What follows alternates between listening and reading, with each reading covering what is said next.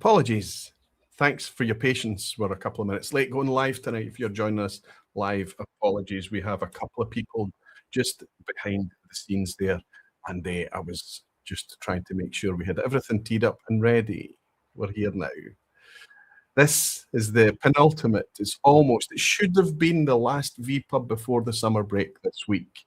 But there's an opportunity arose for me to do an on-location vPub next week on July 9th. So we get to extend this season, let's call it, by a week or so.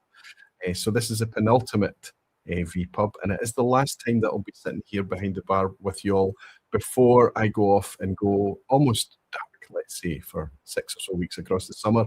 And then towards the end of August, early September, we kick back up and the vPub starts up again. Let's enjoy ourselves tonight. What I've got going on tonight is the usual Aquavitae Blind Challenge lineup, but all of my guests tonight have one thing in common, and that is Glasgow's Whisky Club. I'm looking forward to it as always, and I'll see you all in a second.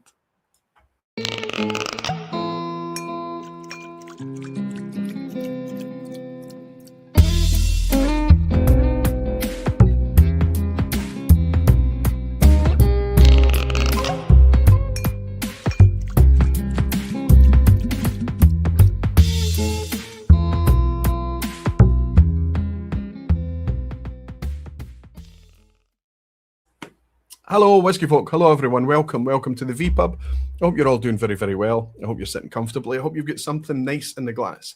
I wonder if maybe tonight you've decided that it might be a good idea for you to play along. Of course, you don't yet know what we're pouring or what I'm sharing with everyone, but I'm going to share it with you as much as I possibly can throughout this evening so that you can have some interaction, play along. But if maybe you've poured some blind drams for yourself, maybe you can pick 3 things that you think you quite like off the shelf, pour wee drams in front of you in 3 different identical glasses, mark it in some way. I use color dots, as everyone knows, then just shuffle them up in front of you. And then you can play along and try and guess which is which. See if you can figure it all out. How confident are you? Of course, if you pick a heavily sherried one, and you pick a heavily peated one, and you pick a light, fruity ex-bourbon cask or something like that, there's a good chance you're going to be able to pick them out, no problem. But as soon as the profiles start to get a little bit closer to each other, or when the drams are fully blind, not semi-blind, you don't know what's been poured, things become a lot trickier. However, blind tasting for me remains the best fun. We always need to remember, though, that there are 2 ways to go about it. We can put ourselves on test, as I've just discussed and described there, or we can put the whiskey on test. Because when we approach the whiskey with all our potential bias, favourites, whatever it may be, branding, name, reputation, when all of that is obscured, when we go to that whiskey completely blind, we can decide, do we like this? Do we not? Does it fall somewhere in between? Do we think it's just good? How much do we like it? It's never fair to judge a whiskey on one single glass. Of course it's not. But when you're comparing a flight together and they're all being compared on one single glass, it kind of levels things out a wee bit. But remember, it's always just for a little bit of fun. After we've put these whiskies on test tonight, once everybody's locked in their favourites and sent me the favourites, I'm going to try and keep score of everything here.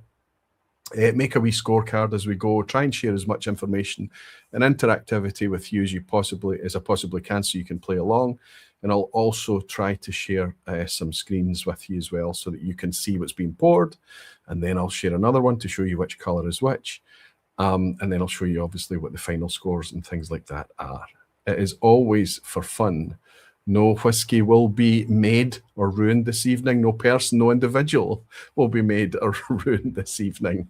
It's the broken clock scenario, right? Even a broken clock can be right twice a day. I'm hoping for a lot of broken clocks this evening. It's always great fun.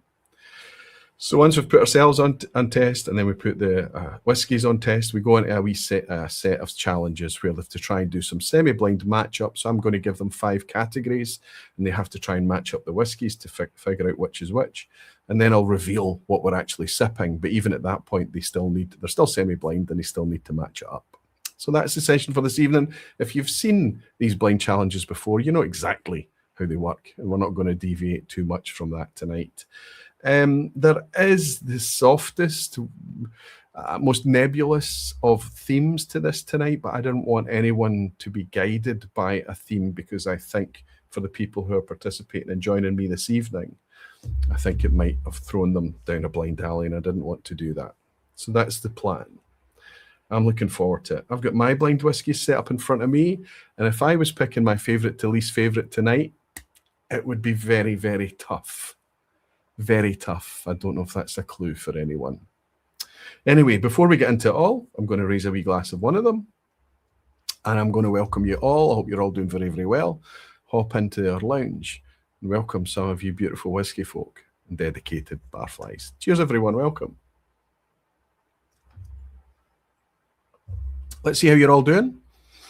My guests in the background are currently going through their whiskies, and they are sharing with me by private message, so they don't influence each other, what their favourite is to their least favourite. And I'll kind of just try and do that in the background as we play along. Derek McGrainer in Dublin, good to see you, buddy. Saying good evening, folks. Good evening, Gaffer. Good to see you, Derek. It's always brilliant to welcome you in, buddy. Hope you're keeping well over there in Dublin. Julian Rickman is saying, evening, Roy, evening, Barflies. Looking forward to gamification night. I'm glad to have you here, Julian. I'm looking forward to it too. Whiskey Weekend Dram Harrow saying now a proper hello. Hi, Roy. Hello, Harrow. How you doing? I hope things are good with you. Rick Johnson in San Francisco is here. Seems saying, like you usually message Holly favorite child with WhatsApp, so I'll use that one. Okay, cancel. Wow. Wow. Thank you, Siri. Where was I? Rick Johnson, San Francisco, saying greetings from San Francisco, Roy, and all you wonderful barflies. Can't wait for a penultimate vPub, although I had to look that up. Oh, it's penultimate, a big word. Aye, second from last. Evening, Roy, says Andy Hells. Good to see you, Andy. Are you and Helen both able to join us tonight? Brilliant to see you. Brilliant to see. So we've got Andy Hells on the west coast of Scotland, and we've got Rick Johnson away on the west coast of San Francisco. I love the vibes, guys. Harrow's saying I have a few samples left from a tasting a month ago. They have dots, so let's see if I remember something. That's right. You have to make sure that your samples are marked. And if anyone's ever given anyone else a sample, I feel this more than most, I think. Always write your name on it, because you can't always get to the sample very quickly. And when you do get to it, you've long forgotten where it came from. Can't wait to see tonight's star lineup. Looking forward to a meet up with some great people at Jimmy Jazz's place. Good for Eugene. I've been getting some photos back from the Lees who are hanging out in Shea Jazz right now over in the States. Andy Doris saying good evening, Round Barflies. World Cup and vPubs is gold. Planning on enjoying some drams later after my son's baseball game. Cheers from Kansas. Andy, you've got a lot on your plate right now.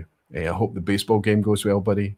And I hope when you get here to hang out with us, you're nice and relaxed. Gary Field is saying, I have the Grail tasting tomorrow. So taking it easy tonight. Licensed to distill. I do have a dram of James E.D. Dalmore Tendo. Good for you, Gary. And I hope you have a fantastic time with the girls tomorrow. And I know they always put on a great show. Pete Head is saying, evening, barman. Good to have you behind the blind bar. Again, it's a pleasure to have you, Frank. Jerry Miller is saying, love a good blind challenge, Roy. Enjoy. Going to do my best tonight, buddy. Wow, it jumps. Sorry, it's jumped. Toby is in saying, cheers, Aquavita, and everyone doing well. Doodle Drama, and he's saying, so nice to be here with you and all you awesome barflies as ever, watching from my in-laws balcony tonight. I know you're on holiday. You're in Germany, aren't you? And looking forward to witnessing the fun with familiar Glasgow Whisky Club faces. So Arnie is also a fellow member of our local whisky club here. Graham Young is saying, cheers, Aquaviti, Roy. Every night is a party when you have the bar open. We're so lucky. Graham, it's a pleasure to have you here, buddy, and it was a pleasure to see you sitting amongst such cracking company when we spoke the other day. Peter Lee saying, good evening, everyone. Currently at Big Jimmy Jazz's house for a vacation, and Jim just poured a blind dram. Fantastic. You're on point. Duder Court, that's Mike saying, evening, Roy. Looking forward to the 11th. At least I'm hoping you'll be showing up to party. Absolutely, Mike, and I will be packing. I'll bring something along nice as well. Looking forward to seeing you there, buddy. Magdalena saying, good evening, Roy. Good to see you, Magdalena. Welcome in. And Jean Kelly, she was chatting to Roddy there. Is Rod in tonight? Rod Graham is in tonight playing along. Fantastic. Ian Williamson is saying, cheers, Roy. Looking forward to tonight. Just what I need after a stupid 10-hour day. Thank goodness it's Friday tomorrow. I feel the same sometimes, Ian. But I enjoy my Thursday evenings hanging out with all of you. It's nice to welcome you in, buddy. Bruce is saying, good morning, everyone. Still in bed, watching on the phone. I hope, Bruce, that's because you're in a time zone where you're just chilling and it's very early in the morning. I hope it's not because you're poorly in any way. It's nice to see you in with us tonight, buddy. I hope you're well. Tom Franey is saying, evening, Aquaviti, camera's looking good. It's been a long day, so I apologise in advance if I can do an Irish goodbye later on. Never worry a jot, Tom. Maybe you'll want to see what the results are. And if you don't make it through, buddy, you can always pick us up on the replay. I appreciate you being here live. Danny Hempton's very generously bought me a dram. Thank you, Danny. How are you keeping? He's saying, good evening, Roy. It's been a minute. Work away has been real busy at the moment, but I'll be here for the season finale before heading off on the 16th. Good for you, Danny. That's a very generous dram of you, my friend. I'll raise this wee glass to you. This is the white one. And I'll say, thank you, my friend. I hope that when the time comes, you get some well-deserved time up in the hammock. Cheers, Danny. It's nice to have you, buddy.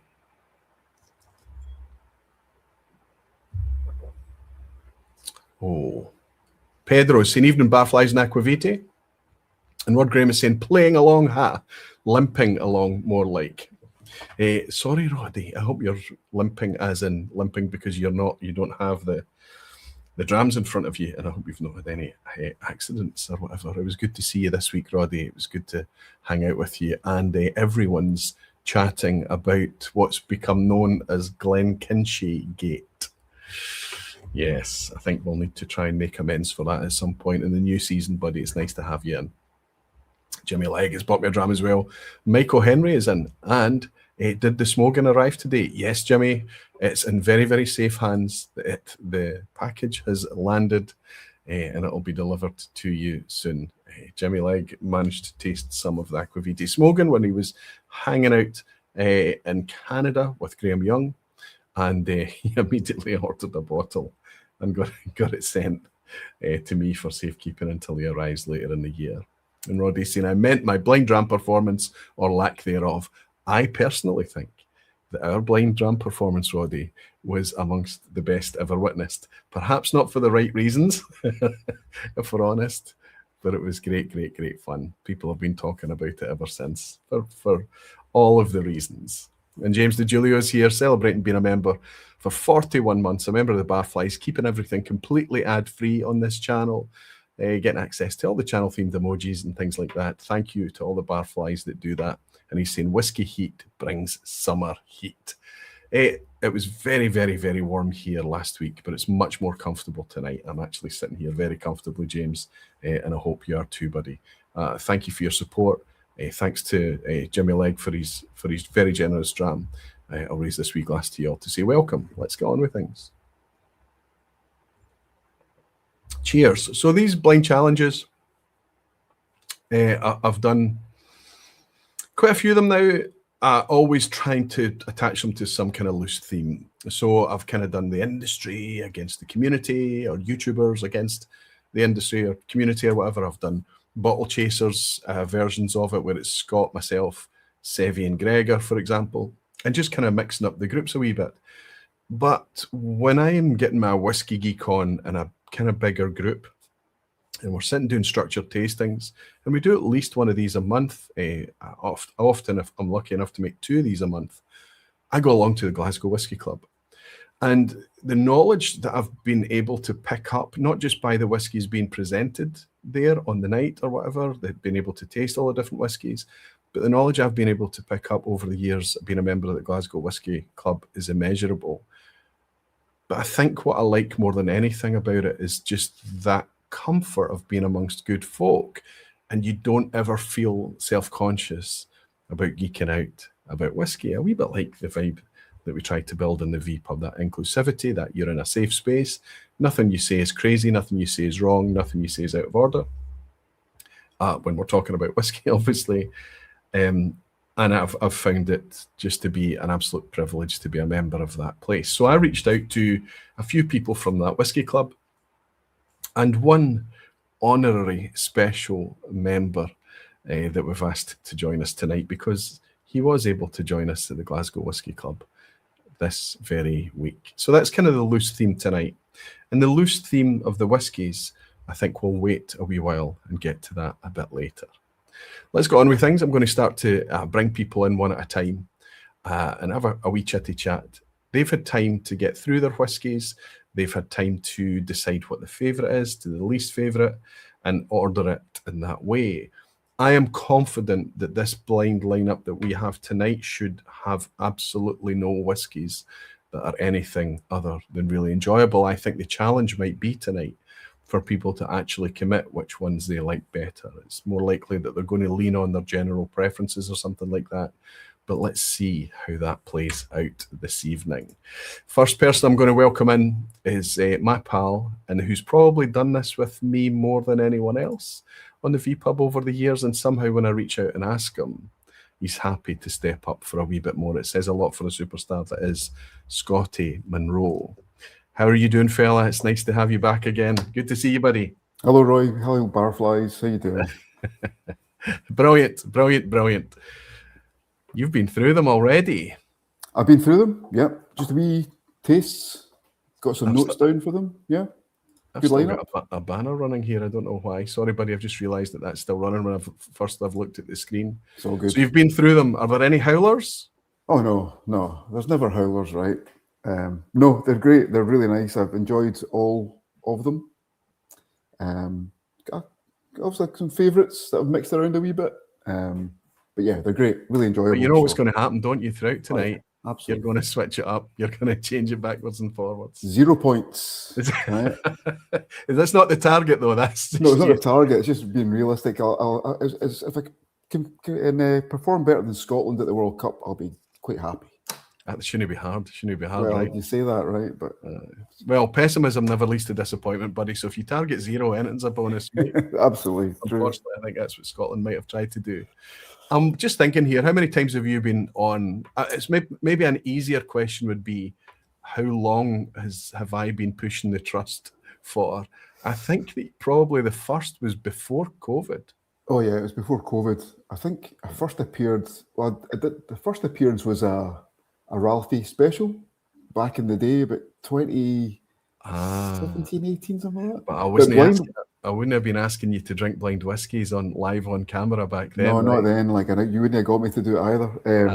But I don't know if I've done it several times. I can't remember when the first time was, but it was certainly before 2020. Absolutely, it was before then. But yeah, quite a few under my belt, I have to say. I need to check back, but yeah, always good fun. Always a wee bit of trepidation, but okay, good fun though. Can't beat a bit of blind tasting, right? I mean, I still love it myself. I'm obviously not sipping blind tonight, but I'm going along. I'm going to try and put it in my order of preference and things tonight. See how we got along with it. My thing, Scott, is that you and I have the reason I brought you on first is to chat about this specific thing, is that you and I have over the years realized that we've got a very similar preference, right? If we're going to be asked to define what we prefer in whiskey in a single paragraph or sentence or whatever, you and I would end up writing something pretty similar, I think. I think so. I mean, I think you've got a bit more, you've got a wider viewpoint than I do. I've kind of narrowed over the years down to first fill bourbon, refill, a lack of sherry. Hello, Jimmy Leg. I mean, again, I've said it before, I don't hate sherry. I just like it if it's balanced. But it's rare that I would go out and buy a bottle which has been touched by sherry. I'm just kind of honed in on what I like these days. Yeah. But you've obviously got a broader palate. You like a lot more things than I do. Yeah. Yeah, it's just, again, it didn't start like that. It started with a lot of peat, a lot of sherry, and it's just changed over the years. Your palate changes, your preference changed, depending on what you get your hands on as well. But it's been a good journey. It's been great fun, like trying them all. Yeah. But yeah, now if I'm spending money, that's what I'm going for. I'm going for that clean distillery character kind of thing. Spirit forward is probably the best way to sum it up. And I think a lot of people end up in that. And why I'm always nervous, and the reason I think I'm a wee bit more promiscuous, as you say, I'm trying to be as wide as possible, is that I'm nervous about getting stuck in that as a cul-de-sac.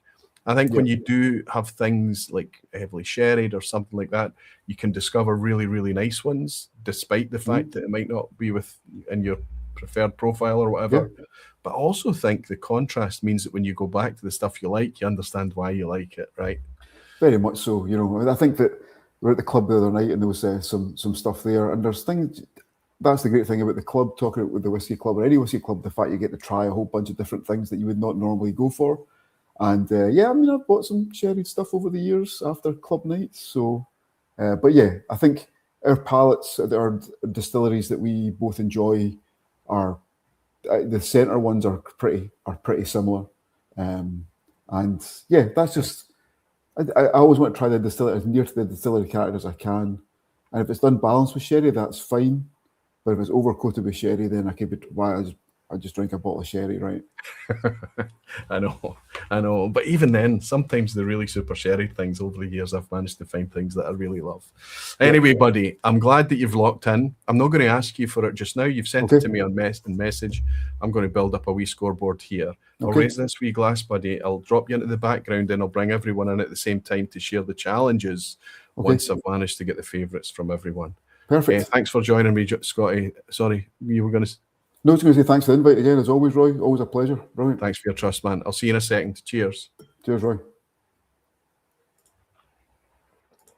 Superstar Scotty Monroe is in, as well as some other people from the Glasgow Whisky Club. It's nice to have that overlap with Scotty as well. He's one of the bottle chasers. He's a friend. I see him throughout. But over the times, I enjoy drinking with Scott because when he finds something that he says is a cracker, a belter, really good or whatever, there's a good chance that I like it as well. Andy Lewis said, need to put a rye in the lineup for Scott. Not sure how that would go down. No such thing as a howler. Give Scotty one of those lead chick 22-year-olds and scrutinise that statement again. It's easy to find something that Scotty might describe as a howler. Roddy is saying, I think your taste preferences wanders over the years. Like Scotch whisky itself, it's kind of cyclical. I agree with that, Roddy. I really do. Your preferences, and you should always be open to that happening, and certainly not fight it. I don't think you can. It just happens, right? Everyone, Chris, good to see you. I've come to realise that drinking our experience and something together with something we enjoy, like sailing, whiskey, it helps reassure us we are not alone and brings us together, in my humble opinion. I have an embarrassment of richness of good friends and good people that's been brought to my side through whiskey, buddy. And if you're able to find that through whatever you're pursuing outside of whiskey as well, sailing, whatever it is, I know that golf is super popular, a super sociable sport, fishing, cars, whatever it is, it's good to get out there and meet good, like-minded folk. Talking of which, I'm going to reach out to my pal. She is involved in so many things in whiskey, I sometimes think there must be multiple of this lassie. She's amazing to have around. She's always good at looking after us, and it's always brilliant to have her joining us in here. I'm talking about Julie Hamilton. Hey, Julie, how are you doing? I'm good. How are you? Well, you've got the same problem I get with the reflective specs, right? You can't that's right. Yeah. Crazy. And there's nothing I can do. That's just... That's right. Because if you turn down the screen brightness, you just end up going closer to the screen. That's right. That's right. Yeah. It's nice to have you again. Thanks for your trust again, Julie. Thanks you. For inviting What's me. your position in Glasgow Whisky Club now? And you're still on a committee, right? Yeah. I'm the secretary of the club. You're the secretary, the current standing secretary. Yes. How many years have you been involved in Glasgow Whisky Club? Over 20. Over 20 now. Over 20 years. Yeah, that's been a long time. So that's me done 10 years now, I think. Okay. God, right, okay. So, but I'm still a newbie, right? Nah, no. Compared to... You'll get to be new forever. That's... Well, I was thinking that when I was there on Tuesday night and I looked around the room. Yeah. And I think there's a lot of new people in, and we always need new blood. You need new people coming through all the time. Yeah. It's nice to see a lot of youngsters coming in, right? It's nice to see a mixed group. But I was quite amazed at just how many faces were there on Tuesday night that were there on my first night at the Glasgow Whisky Club. Yeah, there's a kind of core of us, isn't there, that come to everything, and more than a dozen, I think. More than a dozen. It's quite amazing. Yeah, it's a great wee club. The membership is still shut, though, isn't it? My God, permanently shut. Always got a reserve list. Always. But, well, it's nice to know that there is a reserve list. There is such a thing that exists. Yeah, we managed to bring new people in every year. We kind of, like some people that don't come very often, that we can kind of account for that. So, yeah. One of the things about the club, and it's not a complaint in any way, but it's definitely an observation, is that you and I are of a mind that we would maybe like to do some blind nights where we're know. sipping things blind. Yeah. But I think a lot of the people go there and they want to be led through and talk about and understand each dram as it's being poured, rather than sitting there in puzzlement. And I completely get that. Blind tasting might not be for everyone, right? But we have tried 1 or 2 blind nights at the club, haven't we? We have, and I think it's always interesting because people, it takes everybody out their comfort zone, and there are some people that just don't want to do that. That's not what they're there for. I get it. Yeah. Not what they're there for, and they want to know what they're drinking. And I think in the past there's been like people have made comments with things like, if this is a really expensive whiskey, I don't want to taste it blind. I want to know what it is and not, and savor it type thing. But yeah, I always think it's good because we always find good things in among blind tasting. It always turns up a surprise, doesn't it? It really does. Yes. And it always helps you shift your perspective a little bit. Mm-hmm. I'm not going to earn too much of that tonight because obviously I'm kind of at best semi-blind tonight. I know what I'm sipping here. Yeah. But anytime I do a blind tasting, there's always more humility to be found in the night. And there's always a new discovery. I never forget the reaction you had to, I think it was a Glenwivis a number of years back. Yeah. And you and I bought up so many bottles of that original batch, right? Yeah. Just that fruit bomb, that spirit forward, lovely, juicy fruit bomb, right? Incredible. That and Indri was the other one that we That's found. That's right. Aye, again, a really fruit forward thing, completely different set of fruits. But again, one of your favourite distilleries, if I'm right, is Glentocher's, one of the fruitiest out there on the landscape, right? Yeah. So Tochers and Burgie. Glenburgie and Glentocher's, yeah. Any fruit bombs in the lineup tonight? Well, do you know, I resent you my choices because I had it locked in and I was I resent you my choices again. And yeah, wow. And the minute I did that, I was like, oh God, no, I don't know that that's right either. But I need to stick to it at some point. But I love that you've done that. I love that you've and you had plenty of time tonight, so it's I'm going to change yours now. And I know what's done that, Julie. We're not going to say what colour it is. We're not giving it away. It's fruit that's done it, right? Yeah. Yeah. Yeah. It's brilliant to see. It is. But it changed again after I sent it to you. It changed again, and I was like, oh God, have I made a mistake? But yeah, there's no any mistakes. It's just there isn't any mistakes. And the only clue that you're working off tonight is the fact that there are no booby traps, banana skins, nothing unpleasant in here, no silly things to throw anyone off. I wanted this to be a nice, relaxed party night, and I'm not trying to trip anyone up. As fun as that would be for the folk watching, it would be hard for me to get you back on again, right? So I'm just trying to share some nice drams with you. That's all I'm doing. No, they're all. So I've got your lineup here. I don't want to say it out loud, but I've got I've changed it to your. And by the way, reserve the right to change your mind throughout tonight and tell us. But we'll lock in this one, will we? Yeah. All right. That's my final lock in. That's me. Right, I'll drop you in the background and we'll get the rest of them in now in a wee second. I just wanted to speak to you about the club and I wanted to speak to Scotty about the fact of similar profiles and things like that, and then we can get everyone in and get you working on your challenges, okay? Yep, okay. Thanks, Hen. Thanks for your trust once more. All right. Cheers to you. Cheers. Julie Hamilton. There's a lot of people that come to Glasgow at least once a year, sometimes a couple of times a year, and are able to experience firsthand some of the things that Julie facilitates, enables for us as barflies. She's wonderful, and it's great to hang out with her. It's great to be able to call her a pal. Okay, let's see what you're saying before I get the rest of them in.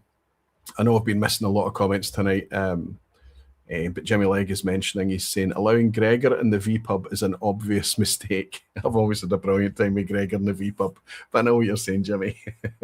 I know what you're saying. Okay, let's get everyone on the screen at the same time.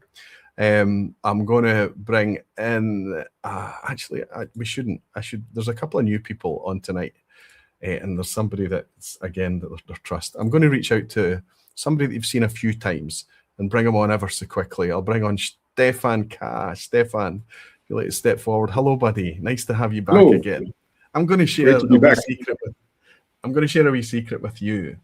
It's not a secret because I've maybe told you before, but there's a few people at the Whisky Club that are very comfortable to geek out and talk about whiskey to a level that I find very enjoyable, an extreme level, let's say, right at the jaggy edge of investigating and interrogating whiskies. One of them is our good friend, our mutual friend, Roddy Graham, who's in tonight. But I'd say amongst the others out there, such as Ian Petrie and a few others, you're up there. You come into the Whisky Club a wee bit late, so sometimes I'm sitting next to you, and that's nice, but often I'm sitting away from you, but you kind of mix and sit in different seats and things like that. When I sit next to you, it's a pleasure and it's a privilege, because I think you are drawn to a specific style of whiskey that we could probably call interesting. Am I right? Yes. I rather have an interesting whiskey that's maybe not great, but instead of another excellent, but another Springbank 10, although that's also interesting, to be fair. Yes. But there's something, sometimes if there's any edge in the flavor map in my head, then it's more interesting than if it's just good. And these, well, most of them are actually that kind of whiskey, I would say. It's good. The flight that you have in front of you tonight, from when I was choosing them, I was confident that you would find at least a little bit of pleasure in one or two of these. Yeah, I think they're great. I made the mistake of being quite late and pulling them late and then giving you my ranking, and then they developed in the glass quite a bit. I'm not changing anything, but I have a suspicion which one it was that Julie changed from maybe lower down to higher up, because it developed something very fruity over time. But they're all good. I also, while you were chatting to Scott, I always thought, how often did By the way, do this? I've got everyone's ranking in, okay, because they had lots of time. So if, just like Julie, she had the ability, if there's anything that you want to change, send it in now and we'll lock it in. So no, I think I'm happy with that. But I was checking how often I was in this, was live with you, and it was actually more than I thought. This is the 5th time, and the first one was in August 2020. So it's almost 6 years. Yeah, Crazy. time flies. Yeah. So that's you probably you get an annual invitation behind the bar at the vPub, and every time you step forward, thank you very much, buddy. It means a lot. It means a lot. Thanks for having me back. It's always interesting. Yeah. I'm going to bring in someone else who's actually somebody who's pretty new to this. He's a familiar face to you and I, but our pal Blair Stevenson. Hello, buddy. How you doing? Hey guys, how you doing? Look at this. We brought some handsome in. We brought some youth, some vitality, some new blood. How long have you been a member of the Whisky Club now, Blair? I don't know exactly. Probably a couple of years now, I think. 2021 maybe? So that's more than a couple of years. That's 5 years ago, Yeah, buddy. yeah. Yeah, that's flown in actually. Yeah. And despite the fact that there's a new baby in the house and you've gone through all the challenges that come with, I suppose you look at the Whisky Club now as much more respite than it's ever been in the past, right? Yeah, the ones I can make. Absolutely. Absolutely. Yeah. It's brilliant. It's brilliant. It's the time to kind of just sit and chat with you guys and kind of give people and enjoy the whiskey. I'll tell you a funny story, but Lynn was asking me, who's at the Whisky Club or whatever. And I just said who I was sitting with. I said, Erwin, I was with Scotty. So who's Erwin? I said, yeah, he's over from California. She said, who's Blair? Blair's the young guy. Oh, yeah, Blair. I said, what's the story with him? What's going on with? And I said, I don't know. I never asked him about any of that. Literally, you and I just sat the whole night, sitting next to each other. And I think it's, you need it. I think it's good to just, it's okay. Okay, there is some personal things shared, and we get to have a laugh and a joke and all the rest of it as well. But it's good to have that safe space where it's literally okay to turn round to someone and say, "Are you tasting shoe polish?" and it not to sound absolutely ridiculous, right? But yeah, I think the wildest one I've ever pulled out is chicken and rice. I was like, I'm definitely getting a whiff of chicken and rice on this one. Comfortably the wildest thing I've ever pulled out. Chicken and rice, 100%. And I stand by it too. I smelled it. But you're not getting chicken and anything tonight, right? No, not at all. Not at all. No bad whiskey here. I hope not. I hope not, buddy. And finally, we'll bring in the newest of the newest Glasgow Whisky Club members, because he was invited along to join us for a special one-off night, and that's our friend all the way from California, Mr. Erwin Laranaga. Erwin, welcome to the vPub. Yeah, good evening. Thanks for having me. It's nice to have you. Yeah. Now, you're not in your normal time zone of coming us to it's 2 p.m. in the afternoon. You're actually coming to us from a hotel somewhere in Glasgow city centre, and you're on your travels throughout the UK. One of the reasons I brought you in here is obviously because you were made an honorary member under a wee invite earlier this week. Julie invited you in, which was fantastic to see you there. But you got to experience the Whisky Club for a few hours with us on Tuesday night. It was a fantastic wee lineup of whiskies that were curated by the committee. Those are picked by the committee. Did you enjoy yourself, Erwin? It was a splendid time, yes. And everybody there, made me feel so welcome, and thank Julie for inviting me. Yeah, everything was great. And I sat next to Scotty Monroe for most of the evening with you and Blair, and everything was great. The crack was great. Good. It was a pleasure to have you there, buddy. But you can see that it's often hectic as well. And it was for you and I to have a one-on-one. I know that we almost made it to hook up yesterday, but we managed to hook up again earlier today. And now it's a pleasure to be able to welcome you to the vPub. Have you ever done much blind tasting though, Erwin? Not blind tasting. Only, I'll have my kids pour me something out of the cupboard and try to figure out what it is. But I've done several tastings at the house, but never anything like this. Never. Okay, nothing is structured. Tell me, when your family pours something for you at home, do you ever get it right? Occasionally, not very often. That's the only answer, right? Occasionally. Yeah. Fantastic. Erwin, it's nice. You've already locked in your favorites. I think I've got your favorites from you, right? Well, I just switched them. Oh, okay. I switched 1 and 3. Okay. 1 and 3, and you've just flipped those around, have you? Yeah. Right. Okay. I've got that locked in, so we now have that flipped around. Bear in mind, you will be switching up your preferences throughout tonight, especially as the reveals come along. You'll decide and change your favorites. This is why I need to get the lock-in from everyone out the way quite early on. What have we got? Okay, that's an interesting start to proceedings. You've switched things around a little bit there. Okay, well, shall we get the rest of them in then, and I can get everyone in with the challenges? Let's get Scotty in, and let's get Julie in. And I can get the first part of this sorted. And then when you're away working on your challenges, Scotty, I know you might have to do some dog walking duties. It's or whatever. done. The job's done? It's done.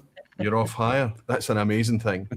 You took the opportunity to run out, and I did. You're taking it seriously. That's what's happening. I know. It's all good, A pee and a poo, the dog, not me, right? Okay, so you might still need a wee break then a bit later. You never know. I'm just lowering the tone as always. I do apologise. Sorry. Amazing. Good stuff. Okay, here's what I'm going to do. All I'm going to do is I'll share the now that I've got the favourites from all of you, I'm going to give you 5 challenges that you've got to try and work out, not knowing what any of the whiskies are. I'm going to give you 5 categories of whiskies to try and identify. This is not intended, it's not meant to be easy. You're not going to be judged on not getting this right, because they're fairly nebulous, and as these things tend to be, but you've just got to try and do the best that you can. Sometimes you can just luck out. I'll give you the 5 challenges, then I'll drop you in the background so that you can spend a wee bit of time working it out, and I'll share with the community what you're actually sipping. So you're going to see, if you've got the live chat up or whatever, you'll see a link popping up so that people can click on it. All I would ask you to do is, and I know that you won't do it, but don't click on that link, because it's only going to have you in a tailspin. It's better that you just kind of try on work on your wits. But that's going to take everyone that's watching live onto a slide so that they can see exactly what you guys are sipping. Does that make sense? And that means there's a wee bit of interactivity there for the people, and I can chat to the people while you're working away in the background. Okay, I'm going to try and do this without revealing anything. I have to be very careful with this screen share here. Let's do the best I can. Share screens. I'll go for window. I think that's probably the safest. Okay, good. There's a chance that I might manage this. Here are your 5 challenges, everyone. First up, find the blended Scotch. Now, has anyone even considered that there's a blend in the glass tonight? Nope. Yeah. Good. They actually did. Julie and Blair both said yes. Yeah. Amazing. Hold your water. Hold your water. Challenge 2, find the 2026 inaugural. What do I mean by that? A brand new whiskey that's only hit the market in the first 6 months of this year. Not a lot to choose from. Next, find the Isla malt. Okay. Number 4, find the Campbelltown. Straightforward stuff so far. And finally, find the non-Scotch. Okay? Yeah. The non-Scotch. Now, I'm going to get rid of that share screen before I accidentally hit it too far and then reveal what we're sipping. Stefan, you need to look at the comments. Matilda's on telling you to look at the comments. I can't look at the comments because then I will see people chatting about the solutions. Yeah. I know, well, you can move it back on in a minute. You do have to be careful about that, yeah. Yeah. So we'll move it back. So I'm going to encourage the people in the chat to not talk about it by brand, but to talk about it by color, and that way, or to talk about it by challenge first, and then soon I'll be revealing the color. So even if anyone was to click on the link now, they still don't get the solution, but they'll see what they're sipping. So you're only just going one step ahead of yourself if you do click on it. I know that none of you guys will. It's probably the worst thing. Now, some of you have suggested that you've already picked out a blended malt. And the rest of them fairly straightforward: an inaugural, an Isla, a Campbelltown, and a non-Scotch. Any questions? Don't think so. I think we're No? Are they Well, exclusive? we got to put the dot in the challenge, right?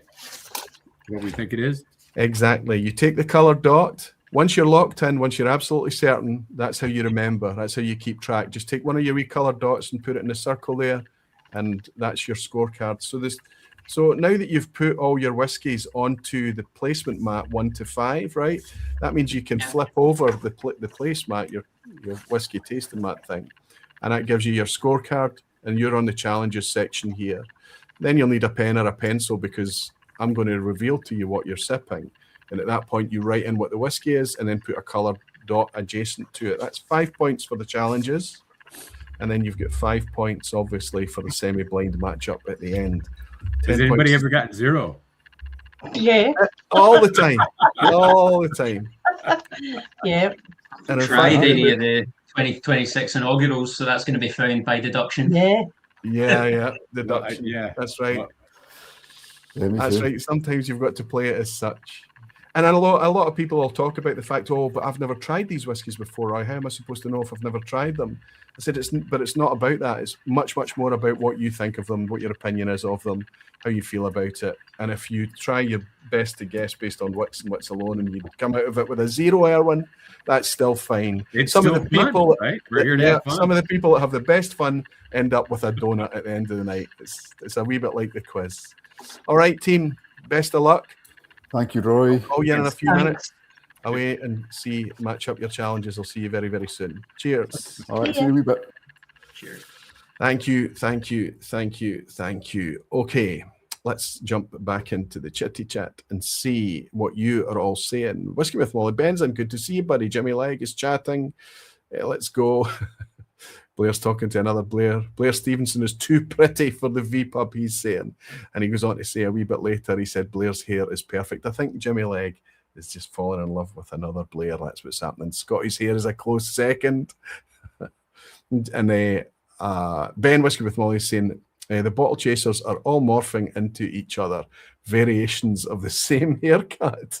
None of us can have Gregor's haircut, and none of us can pull off a Viking beard and a top bun like Sevi. I say none of us. I can't. And I think one of our off-topic discussions in the club on Tuesday night was our ever-thinning hair. I am basically hanging. I can count what's left on my head now.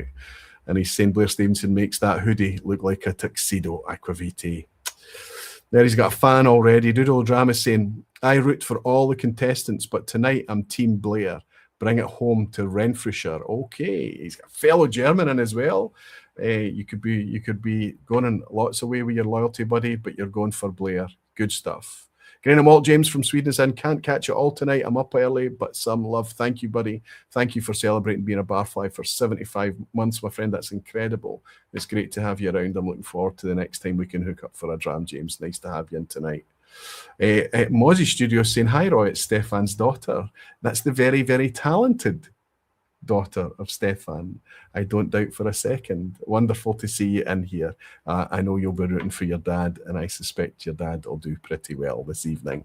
Nice to have you in, Mozzie. This is Alan. He's saying, cheers, Roy. Thanks for being so generous with your time today. Nice to be able to tune in live too. Alan, thank you so much for the super, super generous dram tonight. It was wonderful to meet you. I hope, as you mentioned earlier today, it's not going to be your last time in Scotland for Whisky Ends. And I hope the next time that we can plan it a wee bit better so that we can meet up and spend a wee bit of time together. Really enjoyed your company tonight. Pleasure to meet Ray as well, buddy. Thank you for your dram. That's super generous, my friend. Cheers. Okay. So here's what I'm going to try and do for you guys this evening so that you can essentially play along. I'm going to attempt to publish and it's just the first slide. So it's just going to tell you what's in the glasses tonight. It's not going to match it up with color for anyone watching. And it's not going to, how do I do this? Share, publish to web. There we go. Just copy that. Let's see if I can make this work. If I put this in the chat now, and I'm going to pin it to the top. But as I've mentioned, if possible, when you do click on that, and you do discuss it, try and be as coy as you can about it, and try to talk about, it's obvious to you when you see those bottles how the challenges are going to shape up. You'll immediately see what the Isla is. You'll see what the Campbelltown is. You'll see what the non-Scotch is. All of those great things, and I encourage you to continue to chat. You're here for the chat. I don't want to clip it in any way. But obviously, if the guys are reading along, it might lead them in a direction. It is what it is. I'm sure they're going to play the game properly and try and play along as best we can. Jimmy is saying, coy is not my long suit. No, it isn't. I understand that completely. Mine neither, Jimmy. However, what we're trying to do is when the broken clock thing kicks in, and some people do actually manage to pick out and say, I thought that's what it was. I know what it is. And they lock in and it turns out to be that. There is a very, very good feeling that comes with it. Now, I know it's a bit of a fool's feeling because it doesn't necessarily mean that you're suddenly becoming brilliant at something. It just means that you've done well at it on that occasion. However, it's a wee bit like a good golf shot or catching a particularly sought-after fish or whatever it is that what your pursuit affords you. Picking out a blind whiskey in a lineup and confidently saying, I think this is this, and I think that matches, and I'm going to go with this, and then there's the reveals come out and actually working it out and getting it. I can tell you it doesn't happen very often for me, but when it does happen, it does actually feel quite good, and it feels like you're not just sitting there consuming alcohol. You are active in a pursuit. You are actually studying something, and more than anything, you are learning something. Obviously, there's a 1 in 5 chance that any one of these could be guessed right tonight, but I think you'll find that there's going to be a process and a thought and a consideration to everybody that's joining us tonight. So you can now click on that link. Should take you to, I hope it's working. Keep an eye on it. Okay, it is working because I've got a grain of malt saying, oh, nice drams, nice selection there, says Ian Williamson. Fantastic. That means interesting lineup. Code words is good. Absolutely, James. If you can use code words, Greg is saying, I haven't tried any of them. But yes, several batches of one of them from one of my top 10 distilleries of all time. Not giving away too much there, right? Absolutely, Greg. Spot on. Chris Pollack is saying, wow, a hell of a lineup.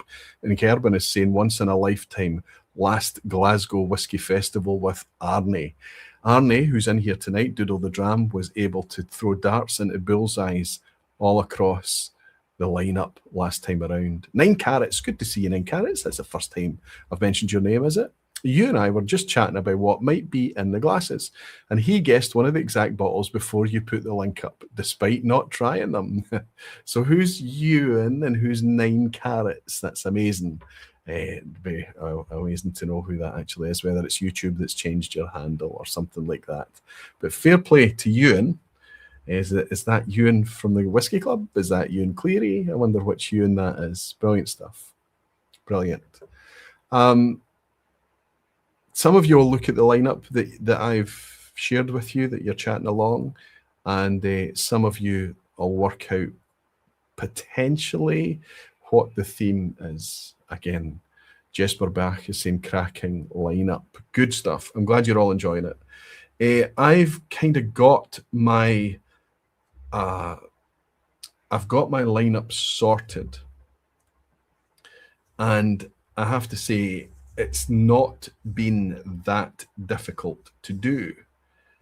Is that it? I must have moved those glasses around earlier. It's not been that difficult to do. I'm going to try and just sit and sip these kind of mindfully, but not really thinking too much about them, and saying is this still my favourite. But I have to say, as you sip these blind lineups, it's very, very easy to switch up and change your mind and let things develop and let things move up and down the list. Even something that goes in position 5, it's not that you're saying you don't like that whiskey necessarily. It's just that something has to go in position 5, right? It's just the way that it works. Okay, how are we doing for time? We're doing okay. I'm going to ask for, give me a thumbs up in the background if you are ready, or just put in 5 minutes or 2 minutes if you need 5 or 2 minutes or whatever. Okay, just a couple more minutes. Some people are ready. Good. Good stuff. Okay, we'll give them 5 more minutes. It's not easy to try and confidently match these things up. What about you guys? What are you sipping this evening? Are you sipping it blind? When I started doing these blind challenges on YouTube, from literally the day the channel started, my whole channel was born out of a blind challenge video. It was one that I was doing myself. I was motivated to do that because I felt like the blind sipping thing for whiskey online, not just on YouTube, but just anywhere online, seemed to be quite a sparse thing. And yet it was something that I became obsessed with through me sitting here with the Whiskey Rev, sitting with friends or whatever. We would continually be doing this blind challenge. So the blind challenge that's become the Aquavitae blind challenge, where you sit down, you work out your favorite to your least favorite, you work through it, the colored dots, then you work through the challenges, and then you do the semi-blind matchup at the end, all the while changing your mind throughout the night. Of course you do. But that kind of 10 out of 10 test that I've been able to now take it out and do a live event at least once a year, usually around the Glasgow Whisky Festival, right? That was developed out of that obsession and that love for not just tasting whiskey blind and having fun and gamification and challenging myself, but because of what I learned about whiskey. Because when you're sipping something you don't know what it is, you have to taste for taste's sake. You can't taste based on what you know about previous tastes of that whiskey. You can't taste based on reputation. You certainly cannot taste based on how much it costs you to buy the bottle. It's always super interesting. Scott Thor is saying, I'm sipping the new Tormore Timeless. It's not the gentle entry-level dram I thought it would be. It's more complex than that. Very enjoyable. Scott, I tell you what I'm going to do. I've got this right next to me, just out of shot. I was in the Good Spirits Company today, and I picked up 3 bottles. So I'm actually realizing, sorry about the Good Spirits Company tissue noise happening. Okay, this is not what I was going to unwrap, but it's good that it's unwrapped. I picked this up because this in my hand today needs to go away from the fan, is a 19-year-old Glenelgan at 53.6% ABV. Not tasted this one, but at 80 quid, I had to pick it up. And I had to pick it up because I went in to buy this Glenelgan, only to discover that there was one waiting for me. This is a gift to me. This is a gift from Ralphie because of the Online Scotch Whisky Awards, because of the all of the stuff that we're doing together and things like that. He buys me a wee treat every year, and this is the treat this year. This is a collaboration between Ralphie, it's a Ralphie cask, bottled by the Good Spirits Company, and it's also a Glenelgan at 15 years old, and it's 53.1% ABV, and I have tried this. Tried it a couple of times now. So Ralphie, thank you very, very much, my friend. Thank you for your generosity. Thank you for thinking of me. Cheers. But the reason I'm motivated to dip into the bag is this is the bottle that I went in for. And this is the one I wanted to try. There's the Tormore Timeless is the non-age stated version. It's at 43% ABV, and it's about 40 quid, I think it is. So obviously their entry-level product. That's not the one I was interested in. This is at 46% ABV. It says non-chill filtered, natural colour up the side. And this is the first core range release, the first scale release from Tormore Distillery since it's been owned by Elixir Distillers. So if for some reason there's something to sip tonight and chat to you while we're waiting on people playing along at the challenges in the background, what I might do is crack that one open this evening. Okay, so we've got our whiskies to pour potentially if there's any more time needed. But for now, I'm going to reach out and say, is everyone ready? Get a thumbs up if you're ready. Oh, yeah, it looks like everyone's ready now. So we have a scenario where we've got the challenges locked in so we can actively discuss that very thing. I'll bring in Scotty. I'll bring in Blair. I'll bring in Stefan. I'll bring in Julie. And I'll bring in Erwin. Okay, team. Easy, isn't it? Okay. Piece of cake. Piece of cake. Not at all. I don't have a clue. Some categories maybe more than others, but inaugural could be anything. If you don't pay attention, which came out this year. Yeah. Yeah, I agree. Yeah. I know of one that came out this year, but what screws me up is it's also from one of the places on the list. So all right, okay. Okay. I tell you how I'm going to play this so that we're not influencing each other. I'm going to give you a 3, 2, 1 countdown, and I just want you to shout out a colour, okay? After when I get to 0. For the blended Scotch whiskey, 3, 2, 1. Red. Green.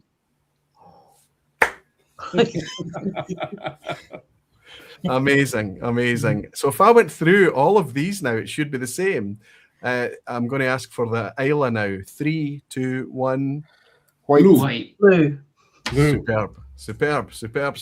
So we've got this really, we know that it's going to be different. We know it's going to be, and that's exactly how it should be. Why? We've got 5 different levels of experience, 5 different palates, 5 different people in 5 different moods, 5 different situations. Everything's going to be a wee bit different. Indulge me though.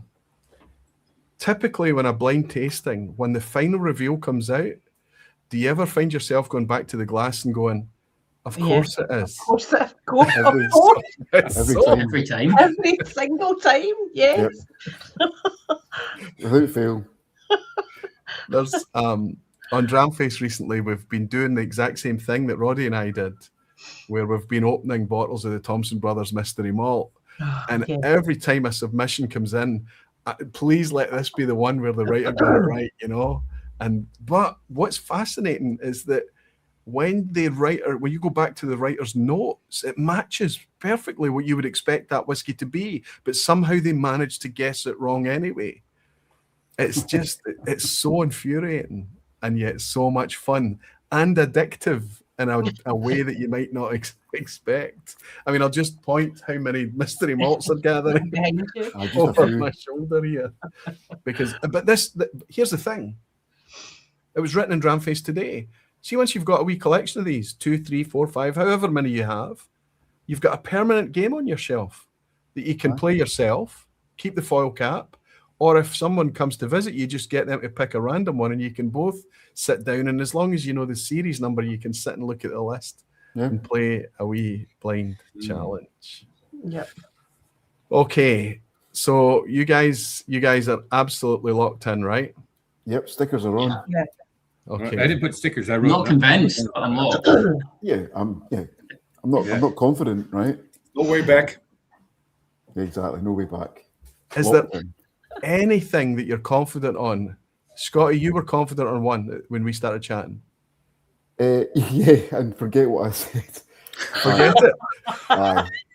Do you know that way when you I first said- go through go through the drams and they all smell exactly the same? Yeah. And then Yeah. you get something in your head.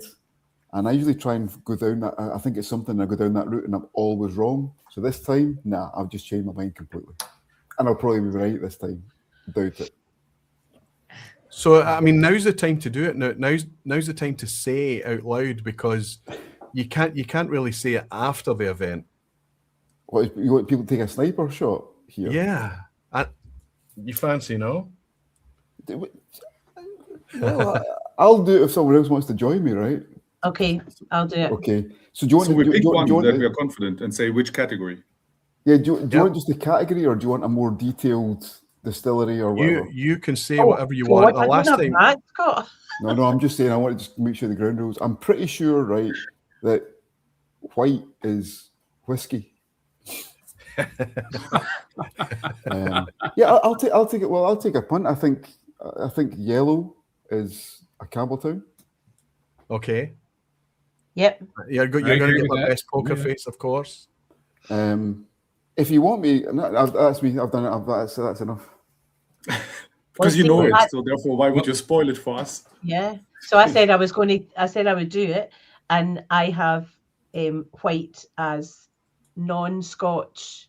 I'm not saying it's not whiskey, Okay. but I have it as Interesting. non-Scotch. Same here. Okay. White That's is the only one. non-Scotch. Yeah. Okay. I had registered tasting things beforehand that red might be a blend, and I've stuck with that. Me too. Yeah. Okay. Interesting. Let me be a little bit different. I've got green as the 26 inaugural. Me too. Okay. So I'm quite confident about the Isla, which is the blue. yeah, I agree with that too. Yeah. Yeah. And even would say it's a Beaumont. Good at that level. I've got Last white as year, my. I said, I've got, which of the one of the blind trends last year was a Beaumont, and I said it's a Beaumont, and that was what I was correct about. And so I try again, saying which one is the Beaumont, but it might not be. Terrific stuff. we're all I over found the the place. Campbelltown harder to find than I thought I would. Yep. The You're Campbelltown finding and the Ella, Campbelltown harder, Blair. Yeah, I found the Campbelltown harder to find than I thought I would. I thought the Campbelltown and And Isla. I'm were not being- convinced I got it right. I'm not sure whether I've got it the right way round. Yeah. I think we're all different. I think just about all of Do us are you? all. Aye, I think so. Just about. But I do you know, because I'm sitting here and I have to admit, there's another thing that we need to talk about. Usually when I put together a blind, I curate the thing, because some whiskies show better against other whiskies, and some whiskies are challenged by other whiskies. Does that make Yeah. sense? They don't Yeah. always show well in a certain lineup. So normally I curate the lineup in order to make sure that they balance and one doesn't taste sour or silly or whatever in contrast to anything else. Yeah. As much as you can. It's difficult. However, tonight I did not do that because of the loose theme that I have. I was just confident that these whiskies might work together. Have what I do notice that's really shocked me, and I would be confident of confusing a couple myself based on this. There is more overlap than I expected. Now, that's not me suggesting that you should get off lightly.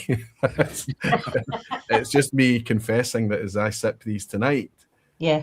there is definitely some things that that I'm like, oh, okay, that tastes a wee bit like that. I'm surprised by that. So, Which makes me think I've got the Isla and Campbelltown round the wrong way. But then so Stefan, if we're on the same. you think you're on the same you- page? All right. Yeah. You got it right. Okay. Yeah, I think I might have. So you're locked in. Have you got your coloured dots on the page? Yes. Yes. Right. So you're locked in. You know what they are. You can hold them up to the thing quickly for a snapshot or whatever. Let it snap. I lost my Brilliant, white brilliant. stickers, but I Mine's can't all find white. them. But this is white. Yeah, it's white Mine's anyway. all white. Absolutely. Good stuff. Thank you.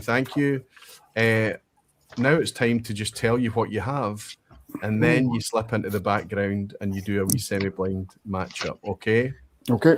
So let me try to do that without making a mess of things. This is the best one to share. So I'll do the screen share. Okay, are you ready for this? Nope. Yeah.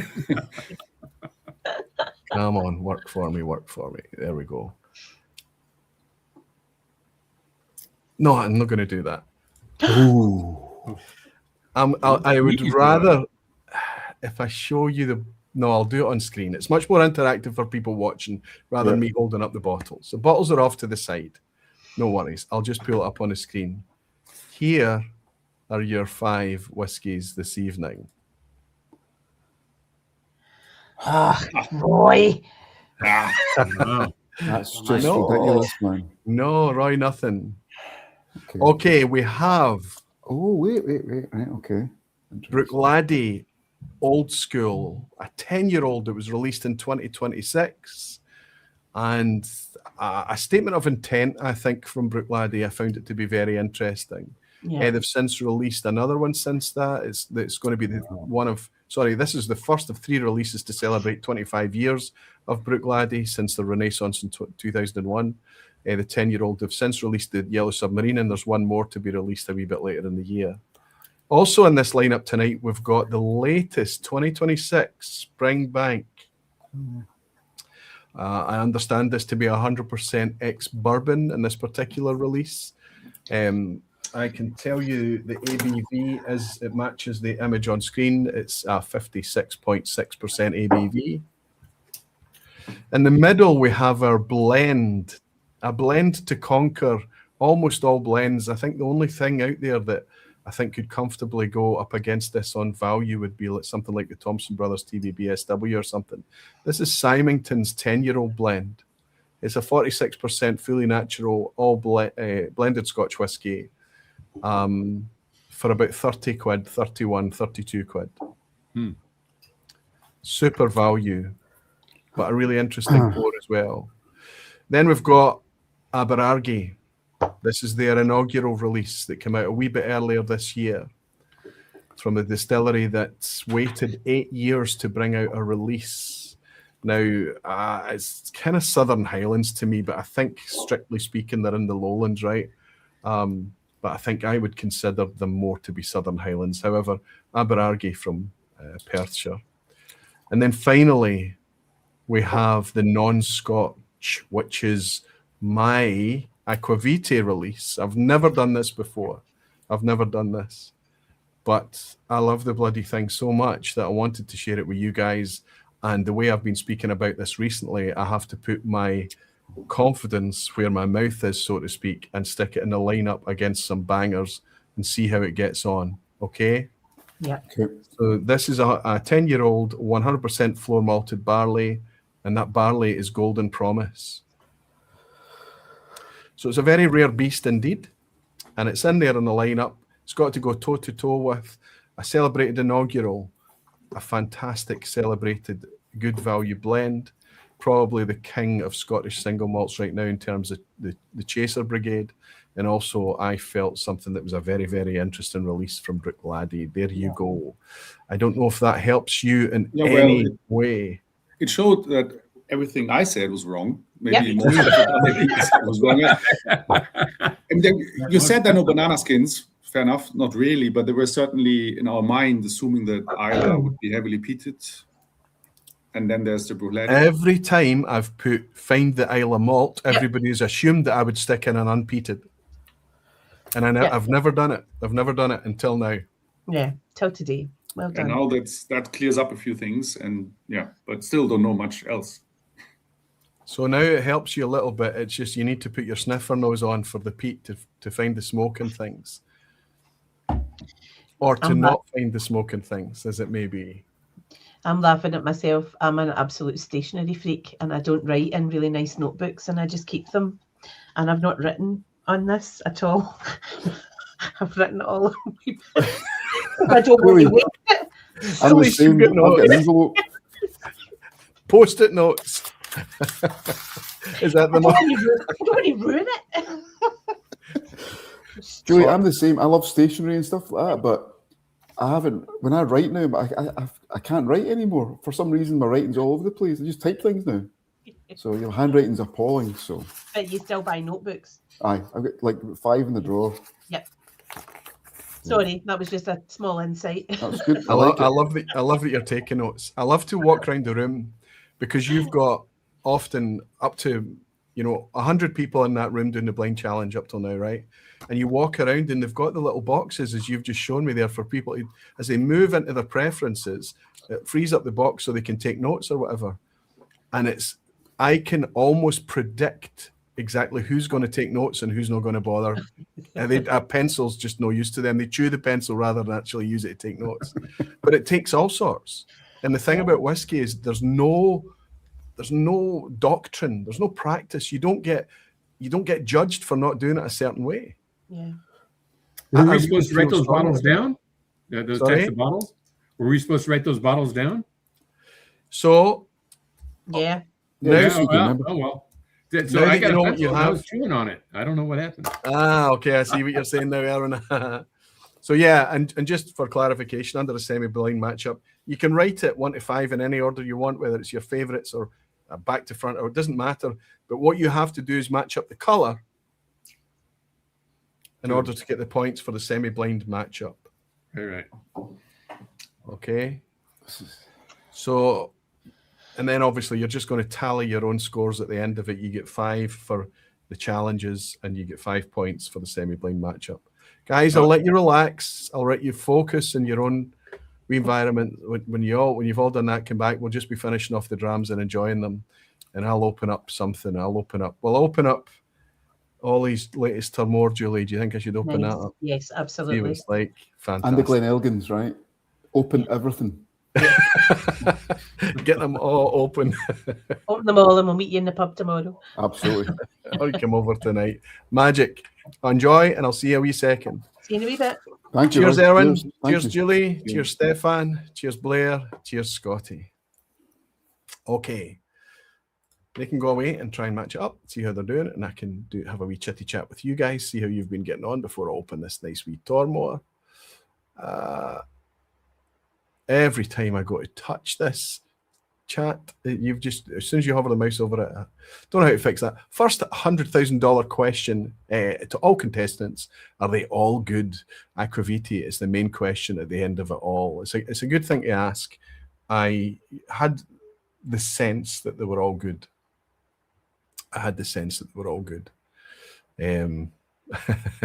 Blue, white, people just shouting colours. Scotty's situation is always the same. He's the coolest man in every room he's in. He's always the coolest guy in every room he's in. I bet I could pick out that Smoggin Aquaviti lemon manure every time. And I know that you mean that in a very good way as well. You were loving it. Whiskey with Molly Ben is saying just sipping that Springbank, and it's definitely not as Springbanky as normal tonight. Oh, 9 Carats is saying, so when you put up the questions with where's the Isla, you and I both said unpeated Brook Laddie. I said the yellow sub. Ewan said the old school, hence pure blind luck on the guess. Well done. Fantastic work. Fantastic work. I still don't know who 9 Carats is. I'd love to know who it is I'm chatting to there. Let's see. Greenham Wall James is saying no matter how much you push the envelope, it's still stationary. Oh, the puns, the dad jokes are coming out tonight, James. I need to remember that one. It's quite good, actually. Meep is saying, I'm drinking the Tormore Legacy 2012. It really shines at 52%. Hope they bring out more high ABV once the core range is bedded in. Yeah, the blueprints, the legacies that they brought out, they've been playing a little bit with smaller batch, smaller outturn stuff. but this is them committing to something that's a wee bit more kind of widespread and available. It's got to open. Mark Brownstein is saying, first time I'm tuning in live. It's like that moment in The Wizard of Oz when it goes to colour. Fantastic, Mark. Let's get something in the glass so I can raise a wee glass to you, buddy, and welcome you in for your first time live. I'm going to use the knife for this one because it's one of those clear tops, and I have to end up looking for where the tear strip is. Tormore, 12 years old. A once largely ignored distillery, set up for making stock for blends. We do have a soft glug coming out of it. At first I thought it was in a tall round, but no, this is actually in a custom bottle. This is an oval bottle. It's not quite as flat or oval as, say, a Macallan or whatever. It's not as tall as a Macallan. I'm glad to say it's going to be able to fit on most shelves. Not that that's kind of worth anything, but see a bottle that's too tall for most shelves, it's a real frustration for me. 46% ABV. Now this is the Tormore 12. It's going to be a mix of casks, I'm sure. Our delicious fruit-forward whiskey captures the essence of timeless elegance in every sip. Matured especially in selected bourbon, cream sherry, and toasted white American oak. So that's the blueprints releases that they had for us. They had the toasted, they had the ex-bourbon, and they had the cream sherry release. It's got some tasting notes on here as well. From our community on the Cromdale Hills, where the white walls nestle into the woodland, the pearl of Speyside, crafting a whiskey for all. 1950s, I think Tormore was founded, 1959, would that be right?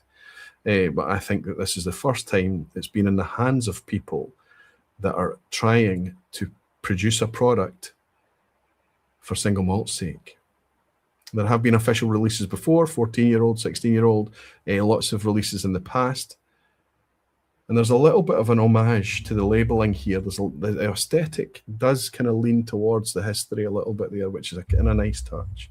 Off-white label. I have to say it looks quite nice.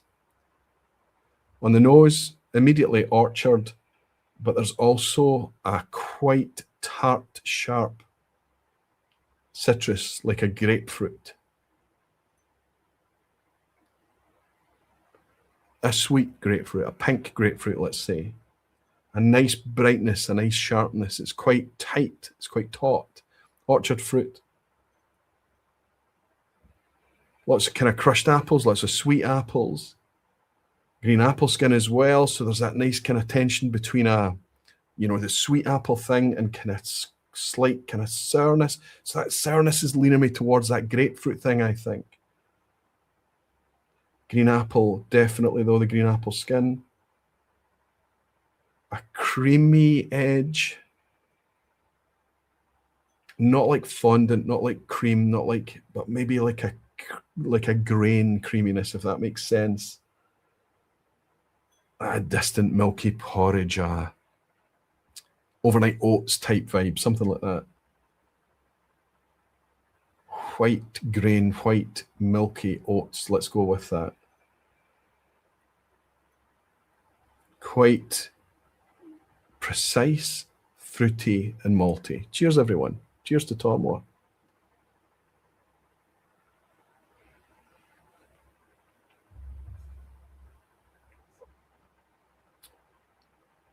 Stone fruit. What a switch. None of that kind of grapefruit thing on the palate. Everything is sweeter. My goodness. Stone fruit. Peaches and syrup. Thick syrup.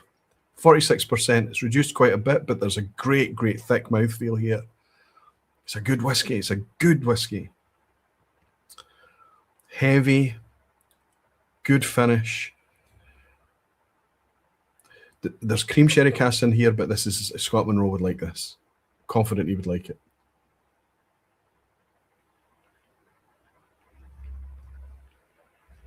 The malty thing is still there. I'm trying to pinpoint it. It's a little bit ethereal. I think it's, let's go with a kind of like a custard cream vibe. So it's kind of going into a biscuit edge.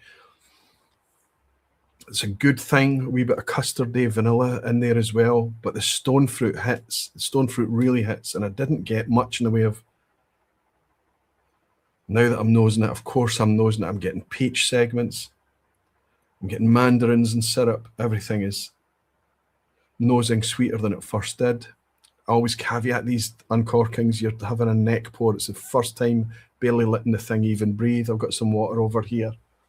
Put a wee spot of water in it. I hope I'm not putting everyone off in the background as they try and work out what their whiskies are, and I'm going on about stone fruits and grapefruit and things for a whiskey that doesn't exist in their lineup at all.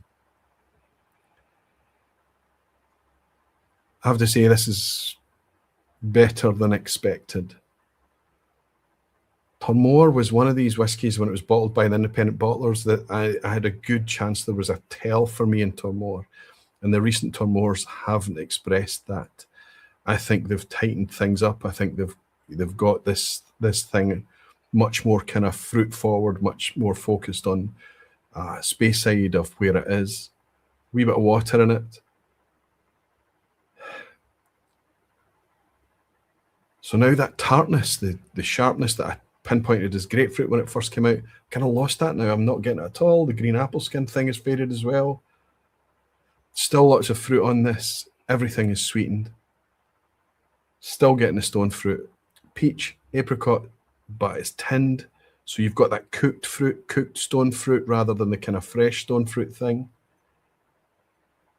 And if there is an apple thing here, but it's gone sweet, sweet, bright red apples.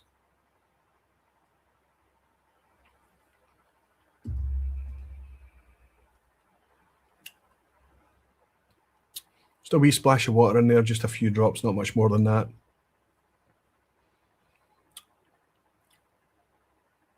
Doesn't really change much. Maybe kind of lifts that kind of vanilla thing that I was placing towards a kind of custardy note. Just that I could go on and on. It's just very, very pleasant, very, very solid, a very good core range whiskey that up until now didn't exist. Another example of how whiskey's coming back to us, do you think? Ginger Genius John, good to see you. Love these vPubs. Shows how difficult it is. I love the humility of the people that step forward and join as well, John. It's fantastic to see. Excuse me, sent 10 Aquaviti gift memberships to the entire community from my friend in Arizona, George P. George, that's super, super generous of you. Thank you, buddy. So there's 10 of you out there, 10 random people getting memberships right now, and it's wonderful to see. Thank you very much for your generosity, my friend. Cheers, George. Glenn Dunklin is here all the way from Tasmania. He's saying we'll catch on replay, but thank you for dropping off the bottle to Graham Fraser. I did, Glenn. I was good. I completed my loop in the Mule Network this time around, my friend, and I was very grateful to hand it over to the man. We'll need to get Graham Fraser on one night, right? Doodle the Drama saying as well, self-proclaimed Glen Elgin fetishist. That Thompson Brothers bottle is golden on paper for sure. Yeah, I'm a Glen Elgin fan myself. It was very easy for me. I fancied the Ralphie one. And I went in and saw the Thompson Brothers one. I had a decision to make, but then obviously reminded myself, I've got a bottle of the Ralphie one. Thank you to Ralphie's generosity again. Brian Thayer? Brian Thayer? Is that your name?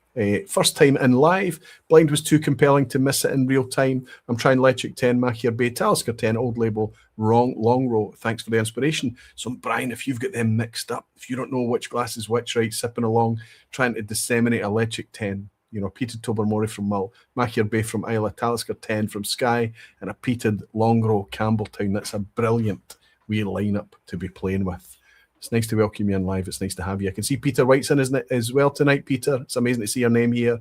Been around this whiskey community for as long as I can remember, my friend. Before I was even broadcasting, I recognise your name. Whiskey Weekend Drama saying, love distilleries. Go back to old school labels like the old Tormore, 12, Loch Lomond, Tomatin, etc. Just some nostalgia. Lots have changed in those years that it started. It's one of the reasons I was frustrated about seeing the evolution at Lagavulin, but I was also comforted by the way that they kind of kept it so close to the past. So it's evolution rather than revolution. We don't need to stay in the past. We don't need to be stuck in the past. We do need to move forward. We need to lighten the weight of the bottle, for example. We need to kind of freshen things up, make it easier for people to read and all those great things.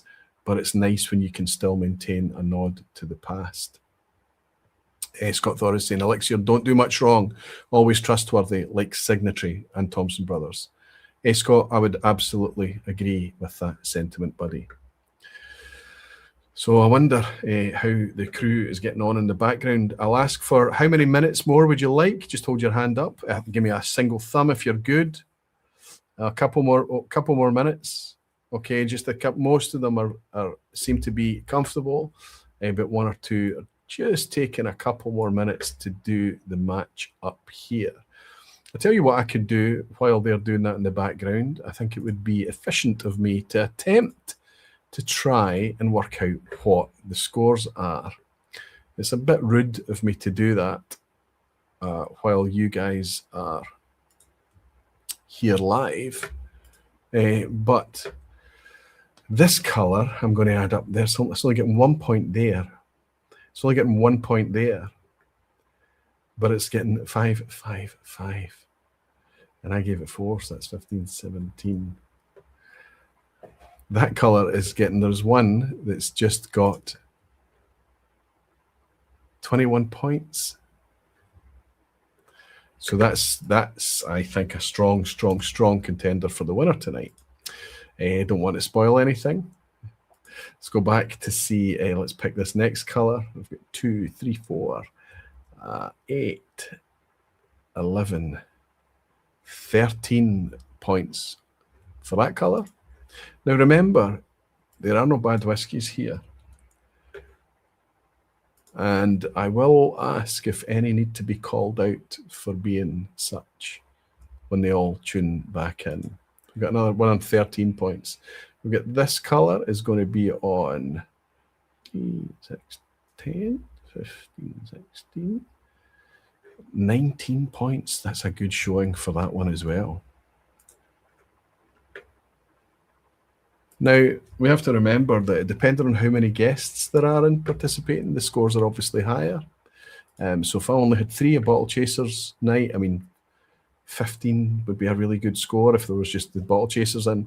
But tonight we've got a couple of more people in. Let's see how this one scores. We've got 8, and then 10, and then 13, then 15, and then we've got that. That one's scoring 20 points. Oh, wow. That's very good. By the way, I am including my own scores in this, so you can read into that what you will. You might want to discount my scores. I want to share where I am placing these whiskies, just to share with you, because I know that you'll probably ask me if I don't. And that leaves us finally with that one, which is a 5, 6, 7, 10, 11, 12, 16, 17 for that one.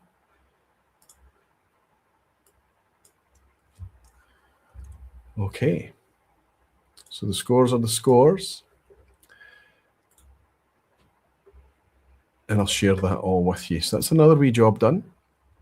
Drew from Arizona is in. Can't help but think of the wonderful Mr. Chilton you had on a few months ago when you cracked open that Tormore 12. Really like the blueprint sherry cask. Well, he gave me a sneak peek. It was a pre-vatting of this core range. I don't know what strength it was at, going from memory now, but he gave me a good 10 cl bottle or something like that. And I drank it and I enjoyed it. I thought it was really, really good. I did. And it's nice to have you in tonight, Drew. I hope you're keeping well, buddy. It's always nice to welcome you in. Okay, let's see if we're ready for this big reveal.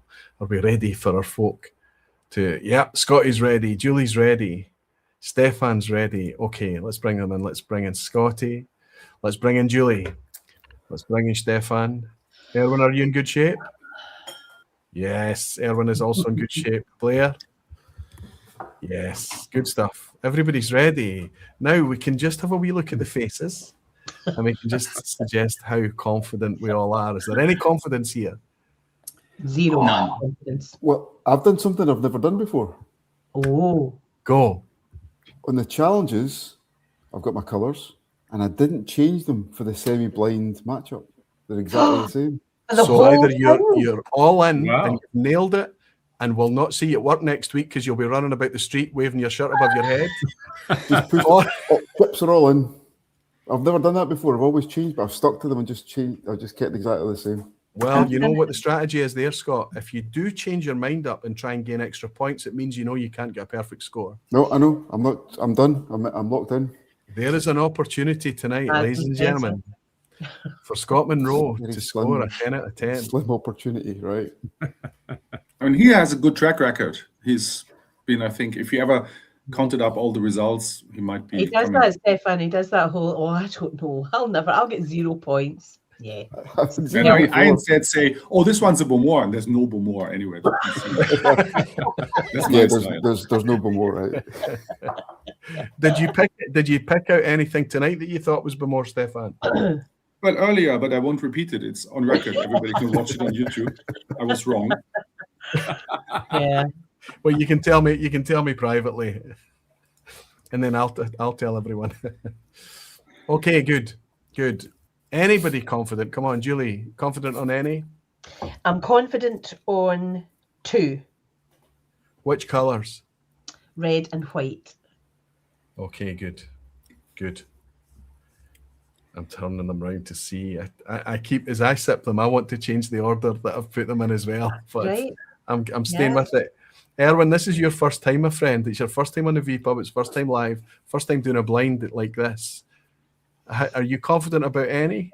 No, I thought I was about the challenges, but once I saw what the drums were, like, no, that all went out the window.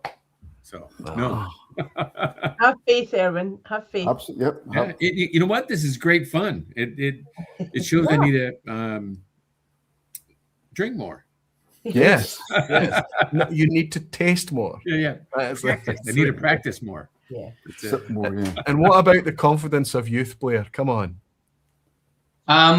Sticking with, I think red's the blend. But other than that, I'm lost at sea. Right? You're not. Well. You're fine. The 6 of us, we're all in the boat. It's okay. Absolutely. You're not lost. Okay. pal. I have It's 2 where I'm relatively confident, but the other Two that 3 I kept switching confident. around, and Have so you- that have you- I wondered whether the stickers would still stick because of the changing so often. Have you all placed your colour dots on the paper? Yeah. Yeah. Could you do me a little favour then and just hold that up to the screen? I'm not going to study it. Nobody's going to study it. It's just for posterity, so that we can all see it. Good. That's what you're committed. So what we're going to do now is I'm just going to come to you one at a time. Once I reboot the chat that's crashed again, I'm going to just come to you and ask you to just speak out what you think is what. Okay? Scotty, I'll start with you. You're probably the elder here. He's the Done most this more than confident. anyone. Start with the most confident. Well, I'm not confident. I've always second guessed myself when it comes to the semi-blind matchup, and this time I thought, no, I'm just going to stick with it, right? Okay. All right, go So I'm for not it, son. confident. I'm just thinking. Any order you like. Go ahead, share it. So, would you want my challenges, or do you want the semi-blinds, or? No, just a semi-blind. Okay, so the semi-blinds, I've gone for green as the blended Scotch, the Symingtons. For the inaugural 2026, I've gone for red, the Aberargie. The old school, I've gone for white. The Springbank 12, I've gone for yellow. And the Schmogen, I've gone for blue. Okay. I'm going to try and keep my poker face for you, son. I really am. Okay, Going to I'm do not it. looking. Julie, how Okay. much do we have that's different from Scotty, if any? A lot. Right, good. Well, Right. not well, maybe good, maybe not good, maybe terrible. Okay. So I did a big switcheroo and I made the Bruichladdich old school green. I pitched the Springbank 12-year-old cast strength at blue. I stuck with Symington's blend as red. I put Aberargie Aberargie, yeah. as yellow. And I popped your Smogan in at white. White. Terrific. Stefan. Yeah, I was nodding with. Well, I take some of the ones that Scott has and some of the ones that Julie has and combine them. So anyway, Bruichladdich is white. It has this lactic thing, which it's a good one in this case, but it's still a Bruichladdich. Yep. I think. Springbank is yellow. Smögen is blue. And then the only difference to what Scott said is I switched them around. The blend, I have them as red and I have the Aberargi as green. But these are the ones I switched 3 times around, which sounds a bit, one is a young inaugural and one is a blend. Should get that. Well, the young inaugural is rumored to have, we're told it's in the order of 8 years old. Yeah. So the other one is 10. Blend, it's not so different, it's not so different. Yeah. Good. Thank you, Stefan. Thank you. Erwin. Okay, I've got the Bruichladdich as white. I've got the Springbank as yellow. The Cementatious blend as blue. The Aberargi inaugural as green, and the Smögen is red. Didn't get any of those right, did I? I'm just. He's got a poker face. Erwin, don't be confused by it. It's a poker face. Yep, I'm just trying to keep it as suspenseful as possible. But the people that are watching along, because of course that's what I need to do. I need to share it with them. They need to see this, don't they? I've realized. And I obviously know I need to ask you all to not look at this because I'm going to reveal these, right? Oh, so we should look away. Everybody all going to try me still to go. Blair's still to go. I know. Right.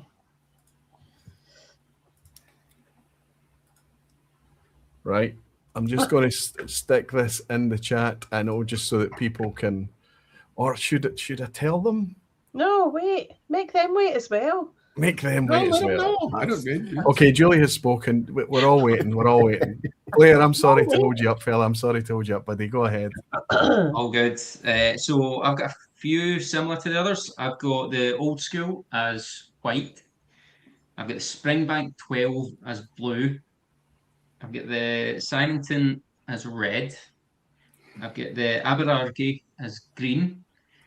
And the Smögen as yellow. Ooh. Superb. One of you has scored 5 as a minimum. One of you, on a semi-blind matchup at the end, got them all correct. Now, I don't know what that means for the challenges.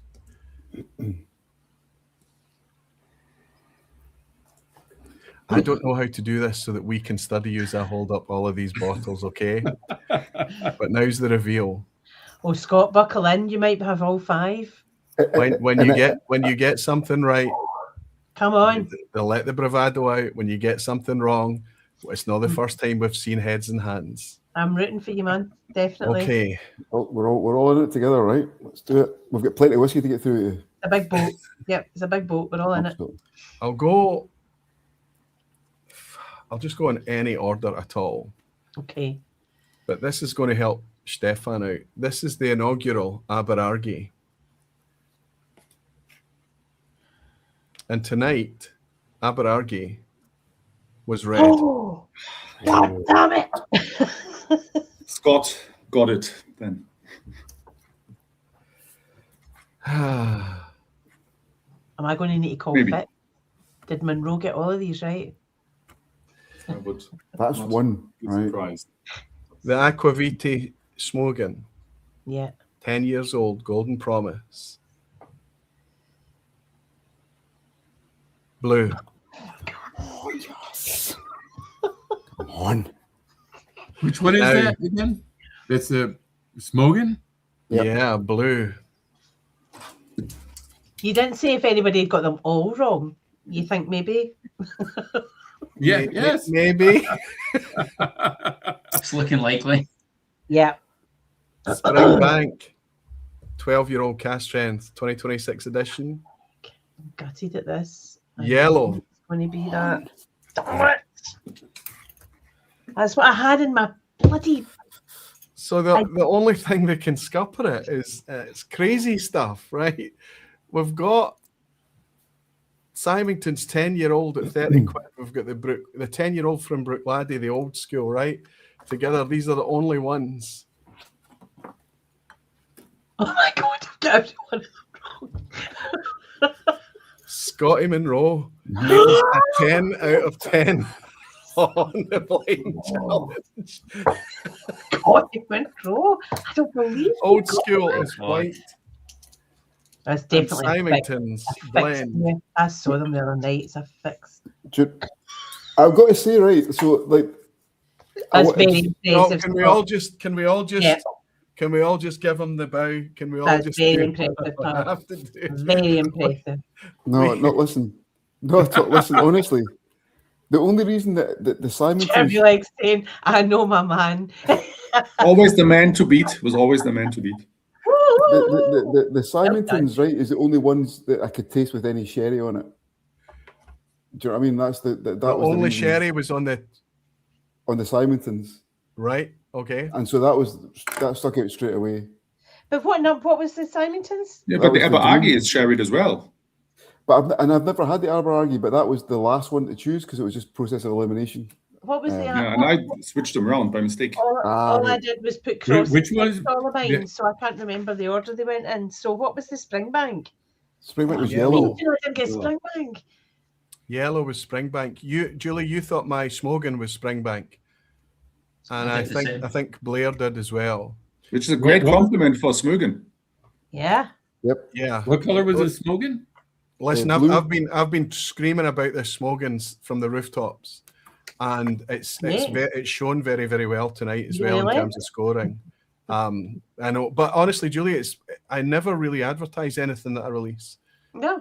And then I realized that me being coy is actually a disservice to my community because I'm recommending all these whiskies, except the ones that I've actively been involved in making, right? It doesn't make sense. So if it's still available for sale, which it is, and you're proud of it, you're proud about it, and you think it's really Absolutely. Yes. Roddy says I've got to hand my Stallions membership back. I think that's a bit much. Can you Hey, get that tattoo laser? Julie, you just need to remind Roddy of Glenkinchie Gate. Well, And you don't need to worry about anything. Right? Absolutely. Roddy Did he and find I, an edible hat for Roddy? Because he was looking Yes. for one. Oh, that's right. Yeah. So he He eats his said- hat. This is a Lafroig, I think he said. he said, if this is a Lafroig, I'll eat my hat. you need to get him an edible one then. And it Scott, ended, Multi-Mission says, I think Scotty should retire from your blind challenges, Roy, as he's now the undisputed champion. And I It's think never- that's fair. It's It's I like- think it's. Listen, I've never done it before. This is the first time we've got full score. But you Yeah, were but you super often won it. confident. That was really impressive. It's just it's the drink, Julie. The drink. right. Do we want to admit our scores or are we going to keep them to ourselves? I'm admitting them. Yeah, that's fine. Yeah. Oh, wait a minute. Can I very quickly run through because all I did was write X's and no ticks. Yes, So, no problem. Just let me know um, if you need to know the colours again. So What was the you inaugural? Yeah. What was the inaugural colour? the inaugural is red. Was red. Okay. And the Campbelltown. Campbelltown was yellow. I had that in the blind bit. Right. And the non-Scotch The non-Scotch was blue. was blue. Oh, God's sake. 1 out of 10. Hey! Nay donuts Oh. tonight. I Nay hope I'm donuts. last. I want to be last. What color? What Yeah. color was the blend? The Blue? blend was green. Oh, I messed up my score then. Okay. That's okay. I should have stuck with my guns with the bloody Campbelltown. So I got 3, I think. 3 out I of got 10. Campbelltown on each side. I got a Springbank on each side, and I got Brookladdie on the blind matchup on the white. And I'm sorry, I'm just trying to copy this so that I can share it with everyone and everyone can see it so they're not waiting on me to repeat it all the time and drop it in the chat. It's published. There we can go, and I can press that, share, and pin, and I can replace unpin that one.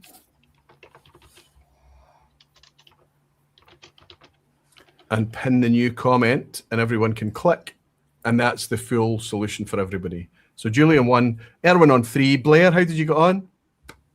2. 2?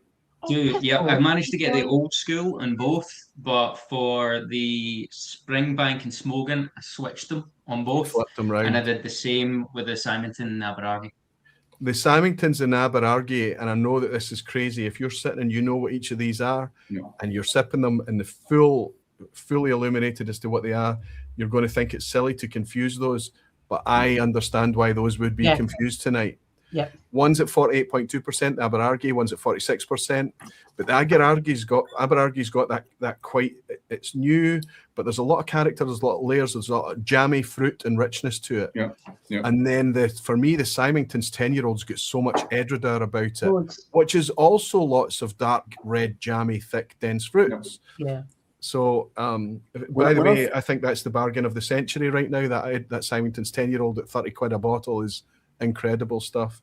The Bruichladdich, I struggle to pick up any lactic in that at all, Stefan.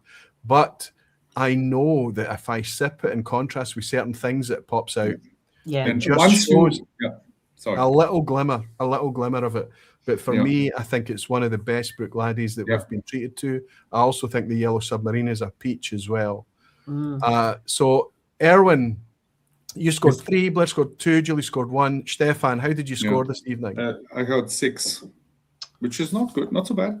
And interestingly, the one I got wrong in the matchup, I should have just looked back at the challenge bit where I had them, the distinction between the Symington and the Aberargie. I had it correct. Well, correct. This is the one that gave me points in the first round. So just looked back and done this. But still, I wouldn't have scored 10. So that's. So what did you confuse in the challenges then? In the challenge, I made a mess between the non-Scotch and the Islay because I said that the Smurgen was an Islay. Because and the Bruichladdich was a non-Scotch because it was so odd. And I thought about non-Scotch. I always thought, what do you mean by that? And I thought, is it still whiskey? Very likely, but I thought it would be one of those really great English whiskies that I haven't tried much of. Yeah. Or Wireworks and one of these things. And so I thought maybe one of those. But yeah, I have to say the old school Bruichladdich, really the lactic is, but once it was on the screen and then you go through this is the Bruichladdich, easy. But it was very subtle, so it wasn't in your face. And that's also why it is, in my view, a good one, because sometimes it's so much that it's not very good, but this is a very nice one. And I strangely also put it as my worst or my least preferred in the first round, which I now looking back, maybe should have put up a bit more. But.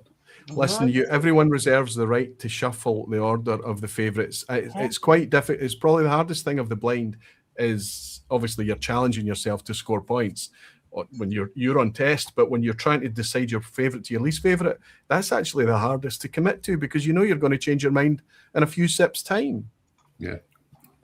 Scotty, can I ask you what you scored tonight? Just to hear you say it. Just to hear it.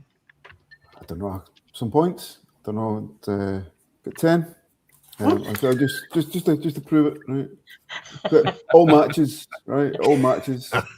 This is what I'm saying though, right? So every time I've done it before, I've always second guessed it and then changed everything to the semi-blind. And oops.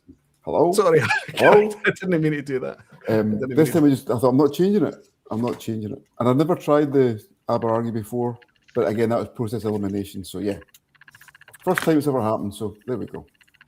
Well, first time it's ever happened. I'm going to put you back up in the middle there.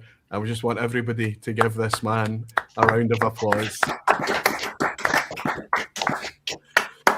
Thank you, but there's no need for that nonsense, right? I keep saying this to you, Scott, for many years now. You have probably the best nose of the non-professionals. It's very kind, Stefan. I don't agree. It's not. I thank you, mate, but it's not. I don't think that at all. But. I love the Glaswegian in him, right? I love how uncomfortable he is about compliments, about taking praise. So you should do a head-to-head between Scotty and Menno. Yeah. Oh, Menno's like a Champions League type thing, Yeah, not yeah, Ross, yeah. which is No, just I a tell you, regular I ship. tell you who we'll have on one day. We'll have Graham Fraser for being the legend that he is, and we'll absolutely. have Arnie doing the drama on because his palate is. Super. He's going to come on. He's a Totally. super taster. He's going to come on and Yep, be I interesting to agree see with how that. he gets on one of Yep. these things. I'm going to do a wee screen share here just to kind of confirm everything, but you can see the 5 whiskies, and just for posterity's sake, we can see the colour that they ended up being. That should match up exactly. Listen, huge kudos for the smoking as well. I'm really pleased about that, how well it did, how high you guys put it up there. I don't think anyone put it in, well, I'm going to share with you where everyone placed it actually. This is our, I need to go back up to the start, don't I? So this is where it was all placed. Obviously, I'm going to put my whiskey in front, but I talked loudly about why I did that and why I opened that Springbank to put it up against the Springbank, because when I come in here, and I'll show you this, I know I've shared this with you guys tonight, but I opened this on a recent vPub, and I'm already down to here again. Yeah. I can't reach past it. It's just so effervescent. It's so dense, so fruity, so funky in a strange way. I can understand why there was confusion with Springbank tonight. That floor malted contingent that's in there, the Golden Promise, the texture, all of it. But you can see that the smoking is right in the middle of the field here. There's nobody in last place. But 3 of you put Springbank in first place, and I was the only one to put the smoking in front. Red has got a remarkable spread right across the field there. There's a couple of you managed to put Springbank for your first. I appreciate that you changed the order, but Springbank in last place there. Springbank in last place. Yeah. Please don't let anybody from Springbank be on. Yeah. But it's you have to caveat. Listen, see if anybody tonight gets any criticism from anybody, especially if it's in the industry. The next blind challenge, we will have them on, right? Absolutely. Yeah, So totally. don't be worrying about that. All right, so that means that we can flick forward then, and I can reveal the scores. So first place gets 5 points, obviously. Last place just gets 1 point, and that means that we've got first place by a single point is the Springbank 12 cast strength. Just beaten out by a single point the Smogan. Again, you could maybe take away my scores for that, and you would maybe have a slightly different outcome. But I'm being honest with everyone on the whiskies that we have in front of us tonight. Third place, a fantastic showing as well. Only 1 point behind for Bruichladdich Old School. Aberargie 17 points, not so far behind for Aberargie.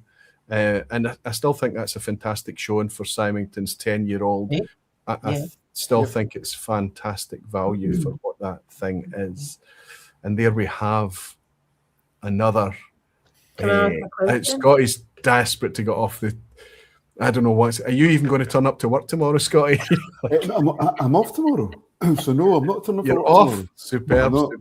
But I won't Ask a question, Roy. Yeah. At the risk of sounding like advertising, where can we buy your smoking? All of it is. It's only available from Raw Mile Whiskies. Okay. So the collaboration is between myself, Smogan in Sweden, and Raw Mile Whiskies, and they take care of the shipping anywhere on the planet. Obviously, they struggle with certain countries that are really uptight about such alcohol shipping issues, and certain states in the US struggle as well. But the majority of the states in the US are covered by it as well. I mean, but be honest. I mean, I've been very coy about all my releases, and I don't really need to worry about it because they sell out eventually. And I've never needed to kind of. But in the last 4 releases I've put out there, Daftmill, Ardnahole, Glasgow, and Smogan have been small batch vattings. We've gone for much bigger yields because I don't want the stress of maybe it not going far enough and some of my supporters being disappointed, that type of thing.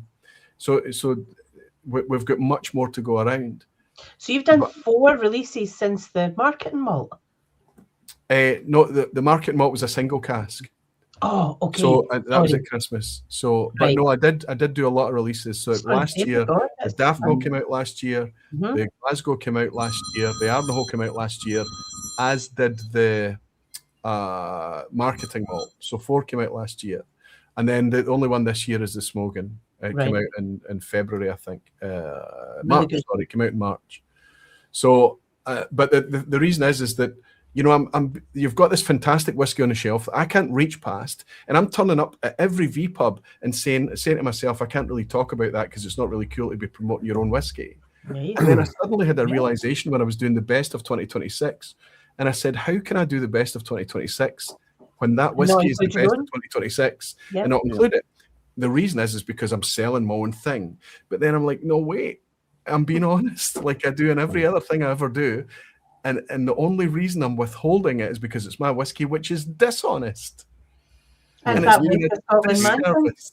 Yeah, So, you need- so I raised it up last week as the best of Yeah. 2026 for me, Really good. and I'll let everybody decide whether it's worthy of that. But I personally feel that it really is. I love it. Anyway, You know, I think, see, on the nose of the blue, right, of the Smogan, yeah, it reminds me, and Eva didn't know what it was. It reminds me of Swedish salted licorice. I think it's really salty. Okay. It's really, really salty. It's got that licorice thing as well. it's super salted, Scotty. It's very coastal. But it's Once got you that, get you the know- brine and the saltiness in your head, it's difficult Uh-huh. to taste past it. But wouldn't you know, again, one of my favourite things is coastal, salty, briny, mineralic whiskies. I love the stuff. I love it. I think the one thing that there is the floral thing that led me towards Beaumont, but then there was something that maybe disappeared now. If you get blackcurrant Ribena, or even real blackcurrant, so proper, I can see that, yeah. and Smoky. that is maybe that's unusual. Is Yeah. it Beaumont? Never had it in Beaumont, but yeah. But it's Yeah, I can see that, yeah, excellent yeah. in any case. I get it completely. And on the palate, it's even a wee bit like blackcurrant cordial, which Yeah. a lot of our American viewers will struggle a little bit with blackcurrant, right? Do you know why blackcurrant isn't a thing in America? Well, we have Because- blackcurrant pie. We have blackcurrants. You have blackcurrant. Maybe a lot of Americans I meet have never tasted or smelled blackcurrant. Do And you it's not get because, Ribena in America? no, they don't have blackcurrant. Really? Okay. Well, obviously, Erwin does in California, by the sounds of it, but it's maybe becoming a thing again. But there was a fungus that used to infect, and I think it maybe wasn't white oak. I think it was American pine. And in order to stop the fungus spreading from one forest to the other, they ripped out all the blackcurrant and all the currant and berry bushes that they thought was spreading this disease. So it disappeared from the flavour map in North America for many, many years. Jimmy Legs bought us a generous dram. Jimmy's saying, Scotty, we all knew from the very start that you are perfect. Once again, we've proven to be correct. Cheers, ya beauty. So you're getting lots of celebration, lots of praise in here, Scotty. Lots of people using the 10 out of 10 emoji. Getting a model saying, and Scotty has the best music taste too. Jimmy likes saying, but Scotty knows nothing about baseball. Absolutely nothing. Okay, How don't dare think he? it'd be that perfect then, Jimmy. It looks like there's still Scotty knows a lot about baseball, Jimmy. I don't know what you're talking about. Looks like there's still some of you Glasgow releases available too. That's a lovely pour. Yeah, there's still a few cases of the Glasgow. So if you want to consolidate some shipping, make it a bit more efficient, get that Glasgow in there as well. I was tempted to put that in the blind lineup, but that might have been a bit too far. There's not so much of the Glasgow left. You would need to move quickly if you enjoy that one. Jesper is saying definitely getting the salted licorice note works a treat. Nice. Absolutely. Fantastic. Listen, guys, thank you all so very much. Now that you know what everything is that thing happening when you go back and you pick up, for Yeah. me, the yellow, it's so obviously Springbank, right? When you go back to the yellow. I'm Well, still I struggling always- with it, I'll be honest. My I'm yellow's still gone. struggling with it. I've had it last, and I'm still not picking up Springbank, but clearly that's just my palate tonight. Aye, no. aye. Oh, no. Yeah, it's a I wee think bit. a lot of the Springbank is still associated with a bit of sherry, and you don't get only bourbon Springbanks. I mean, you get them from the cage, you get Yeah. odd single cask, and once in a while the cask strength is only bourbon, but maybe increasingly so, maybe because of now lag in terms of sherry Availability. wattage, and Yeah. now there's more and more just because they didn't bottle that many 10, 15 years ago. So we'll see more of that, I would imagine. Yeah. I It's agree good. completely. And I think it was a couple of years ago, there was a 55.5% fully ex-bourbon. and I don't know if this is intentional or not. I doubt it. It's cast strength. It says cast strength 56.6%. We've got the 2026 version coming out 100% ex bourbon. I was very, very lucky. I was standing in the Good Spirits Company with Craig McGinn. The two of us are chatting, and Matthew put Springbank on the shelf as we were in the shop. Nice. And Did you touch the shelf? Touch the shelf. I mean, I don't know how. I think I was politely. I think I left it there for 0.7 of a second. So I was quite patient. I was slow, and but yeah, I was immediately, and I held it in my hands, and I felt immediately guilty, and I turned to Matthew and I said, "Can I?" And he just laughed and he went, "Of course you can." And but I mean, that's just kind of where you either need to be there at the retailer, have the relationships, or you need to be near the distillery or something. It's just the way it is now. Yep. Very fortunate to get it. It's creeping up in price now. I think it was 77 quid the last one. But you know, I mean, it's still an absolutely peachy, gorgeous whiskey. Great drum. Is there anything tonight that Scotty? I think the two sherry leaning ones are probably not for you. But I think you can understand why I picked Aberargie as the best inaugural. I mean, there wasn't a lot of inaugurals that came out this year, of course, but I had to call it something. But that Symington's 10-year-old, it's just for a 30 quid whiskey. We've never had it so good. Yeah, I thought the Aberargie was great as well. I really liked it. I really enjoyed that. You rated it. You put it as your favourite, Julie. I did. Yeah. Ridiculously over Springbank and Clady, and it's not ridiculous. It's blind. It's exactly what it should be. It's honesty, Julie. That's all you're here for. It's exactly what it should be. Yeah, and I think as well that when you get this, you've always admitted to having a wee bit of a sweet tooth. Am I right? Yeah. You like fruit. You like sweet whiskies. I like fruit. I like bourbon cask whiskey. I'm the same as Scott. Like bourbon cask whiskey, spirit forward. Bourbon cask is where it sits for me. Just at this point in time, I've gone through phases of it being sherry. I've gone through phases of it being super uber peaty whiskey. But right now, I've been in a bourbon phase for probably about 5 years. So I would say, which is why you put the Smogan in second place. I know, because you've got that quite dense, intense fruit thing going on in there.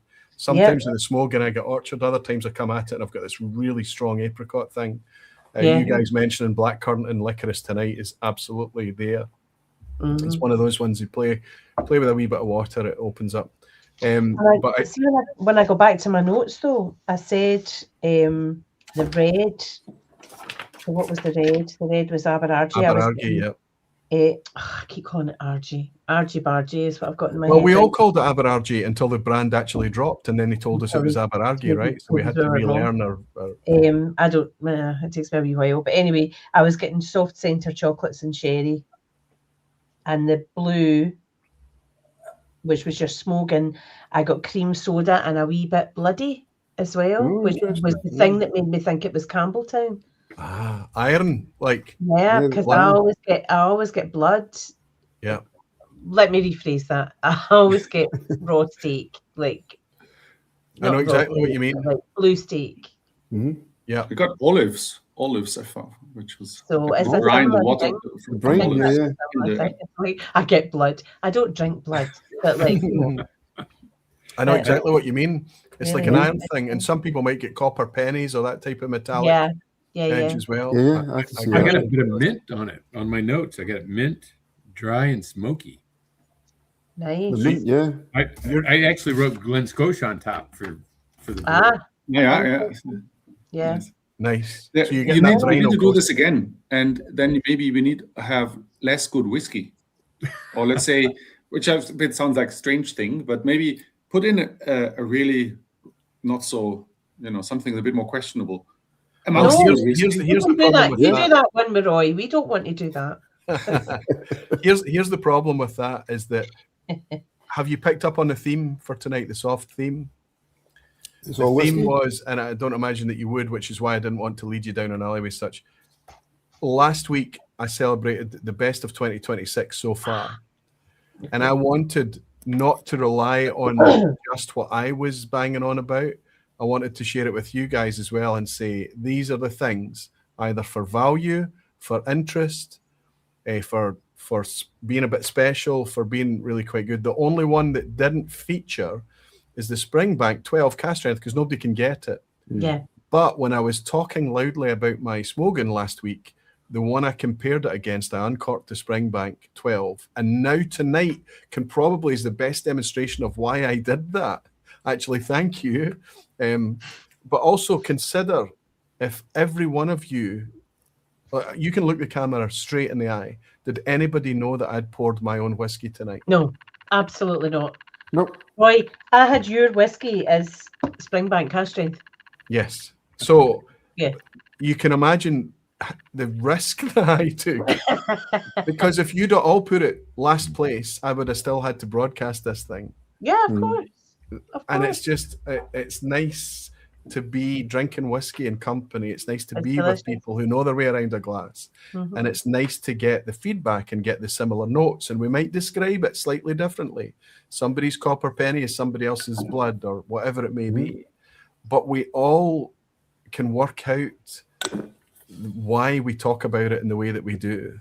Yeah. And what ends up being just good quality, interesting whiskies. I didn't put any duds, difficult things, challenges, banana skins. I didn't put any of that in tonight because the theme was based on my best of 2026. So I'm Nice. glad I've been able to share it with you.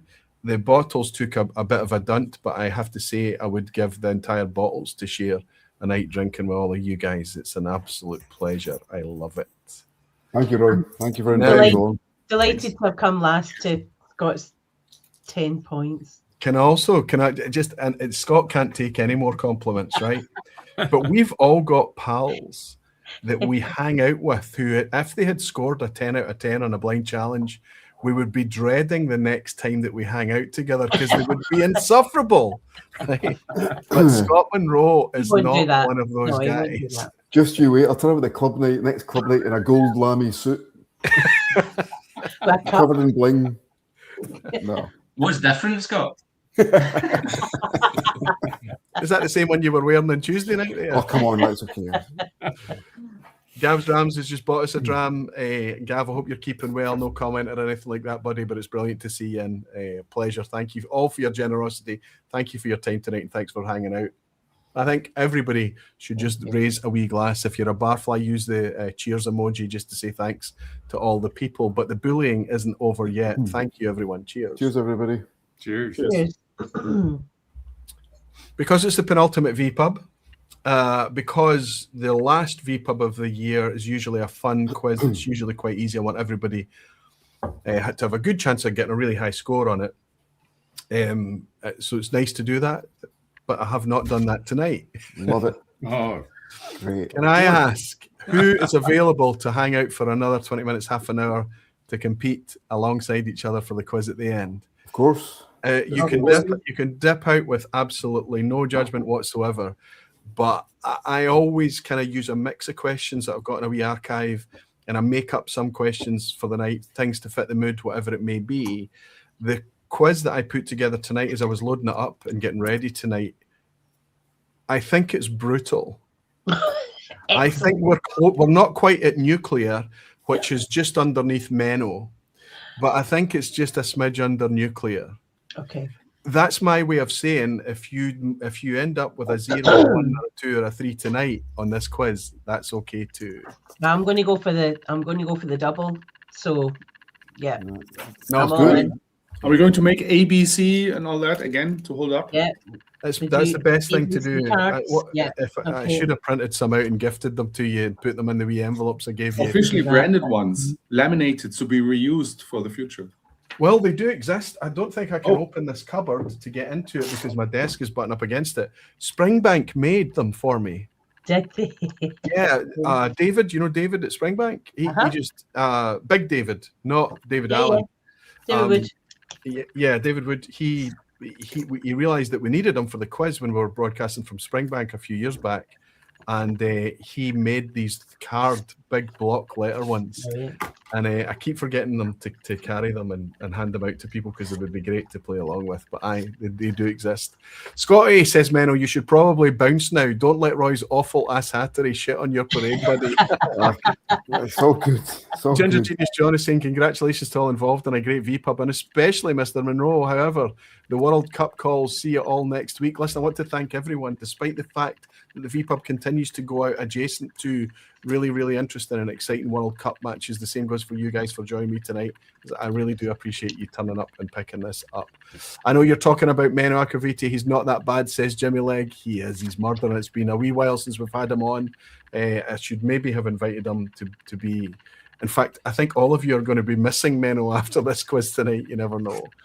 Just to level it, can you ask Scotty if I can have my kitchen tablecloth back? Oh, I've got the same shirt, Scotty.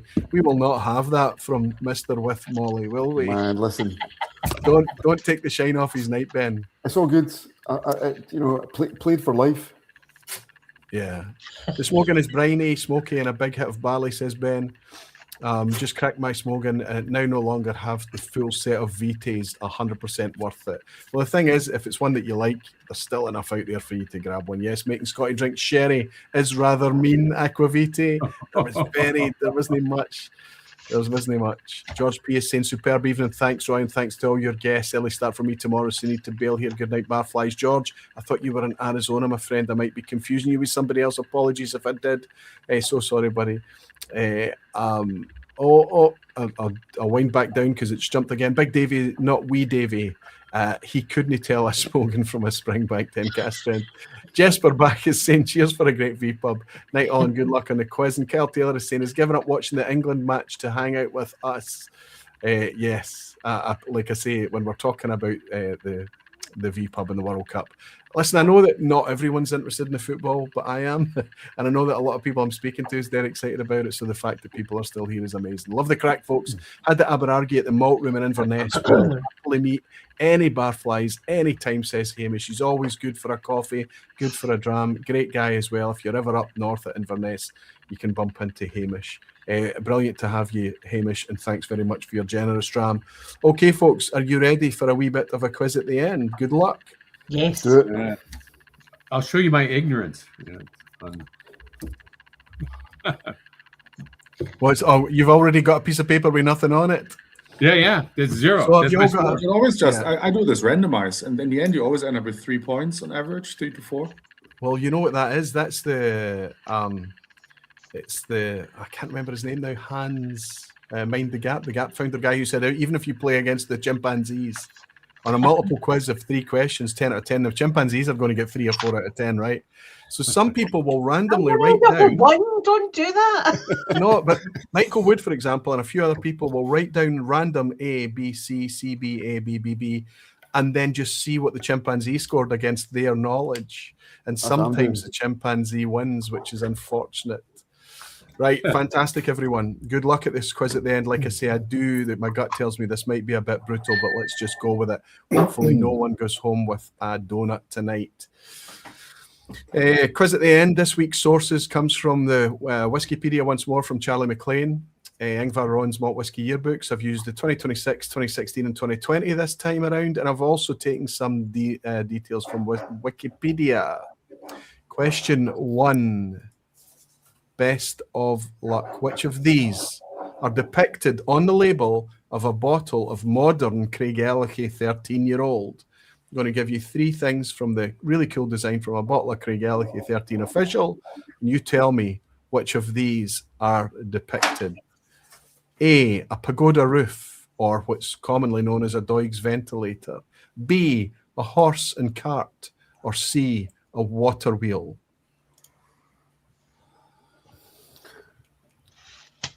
So just to let you know, if you've not done this before, don't show your answers, don't blurt them out. Show them. I'll give you a countdown, 3, 2, 1, and you just hold the letter up to the screen. If anybody's not playing along with the quiz at the end and you're taking your leave, I understand completely. That's why we put the quiz at the end. Thank you for hanging out with us tonight. If you're picking this up on podcast on the replay, I really do appreciate it. I hope it plays okay to listen along to. It's nice to have you here. Daisy Leland is in playing along. Fantastic. Good to have you. This is Alan. I think that's Alan Joyce, who I met today. Have I just worked that out? Stuart Dalglish's playing. Daniel Key is in. Good to see you, Daniel. Gene Kelly's playing along. Steve Atkiss, of course, you're always here playing at the quiz at the end, Steve. Nice to have you in, buddy. Okay, we've got quite a few. I bet you've got quite a few people grabbing the bottle of Craigellachie 13 off the shelf. Okay, I'll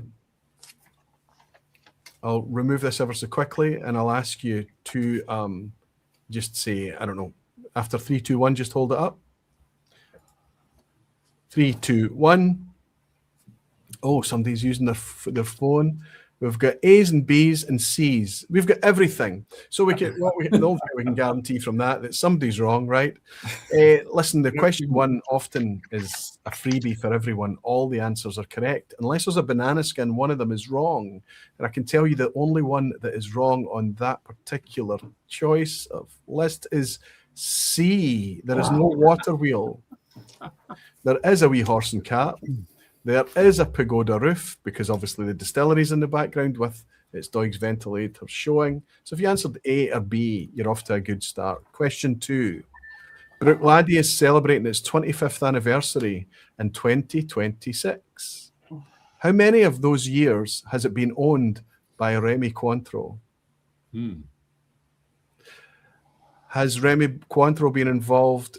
A, almost 7 years. B, almost 10 years. Or C, almost 15 years. How long ago did Remy Cointreau? Could you not just to put like A more than 1, right? That'd be easier. I have no idea. More than 1. Honestly, 3 months. I don't want to try and help you here in any way, but I know exactly what you're talking about, Scotty. I know exactly what you mean. I have no idea. I'll take a punt. It's incredible. Has Bruichladdich been owned by Remy Cointreau almost 7 years, almost 10 years, or almost 15 years?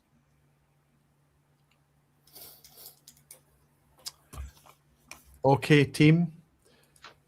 In 3, 2, 1. Show me your answers. We've got B, B, B. We've got a C and a C from Scotty and Julie.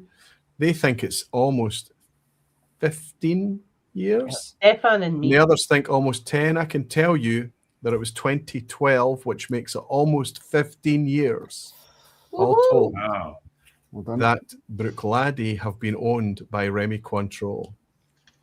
Julie making up now. I Getting the vividly points. remember reading about that purchase. It was 50 odd million or something they paid. I thought it was just a crazy amount. Outrageous wild. amount. Yeah. It was Look wild at to me that would happen, and look how much of a success it's become in those 15 years. If anything, it's even reinforced its fan base, I would suggest. Far less erratic. Just an amazing thing. Did I speak over the top of someone there, Erwin? Nope. What? Sorry, I thought I was speaking over the top of you there. Nope. Okay. Question 3. When Rosebank closed in 1993, how many lowland malt distilleries remained operational in Scotland? So when Rosebank closed, how many lowland distilleries were left? A, none. B, just the 2. C, actually 4. The thing about the questions 1 to 5, they're supposed to be easy. They're supposed to lull you into a false sense of confidence, but this is you're not doing that. tough. Julian Rickman is, listen to Julian tonight. I love it, Julian. What's hard about this quiz? He's on question 3. Julian, the wheels might rattle off. I wish you the very, very best for it. As Alan Joyce is saying, he's indeed still awake, just barely. I hope you're playing along, buddy. Keep asking label questions for bottle that I have. So Jimmy Legg went off and looked at the bottle. All right, guys, remember you're always in charge of keeping your own score. Stewie Baby is in. Stewie, always good to see you, buddy. Randy Rice is here as well. Menno's still playing along. Fantastic, Menno. Congratulations on your win last night. I have to say that was a robbery in the World Cup last night. I have to say I felt sorry for Senegal in the end. It's going to be amazing. Pedro is in from Brazil. Good to see you, Pedro. I think 2 he's saying, but not sure. He's going for B. What about the folk here? What are they going for? 3, 2, 1. Bees. It's all the bees. It's like a hive. Hundreds of bees. You're suggesting it was just the 2. Of course, you're absolutely right. Auchentoshan and Glenkinchie at that time. Bladnoch was also closed, which would have taken it to 3, but we were never in a scenario. Well, there was a scenario where it would have been the answer just 1, but unfortunately it took a while for it to be 4. Julian is saying it just got harder. Maybe for this one. Question 4. Brazil face Norway. I knew I would get a World Cup question in here. I knew I would. Brazil face Norway on Sunday in a World Cup knockout game, but which of these distilleries are from neither of those countries? So we're looking for a distillery that is not located in Brazil and is not located in Norway. A, Union. B, Agitator. C, Aurora. Now, apologies if I'm pronouncing anything wrong or awkwardly, but one of those 3, either Union, Agitator, or Aurora, is not located in Norway and is not located in Brazil.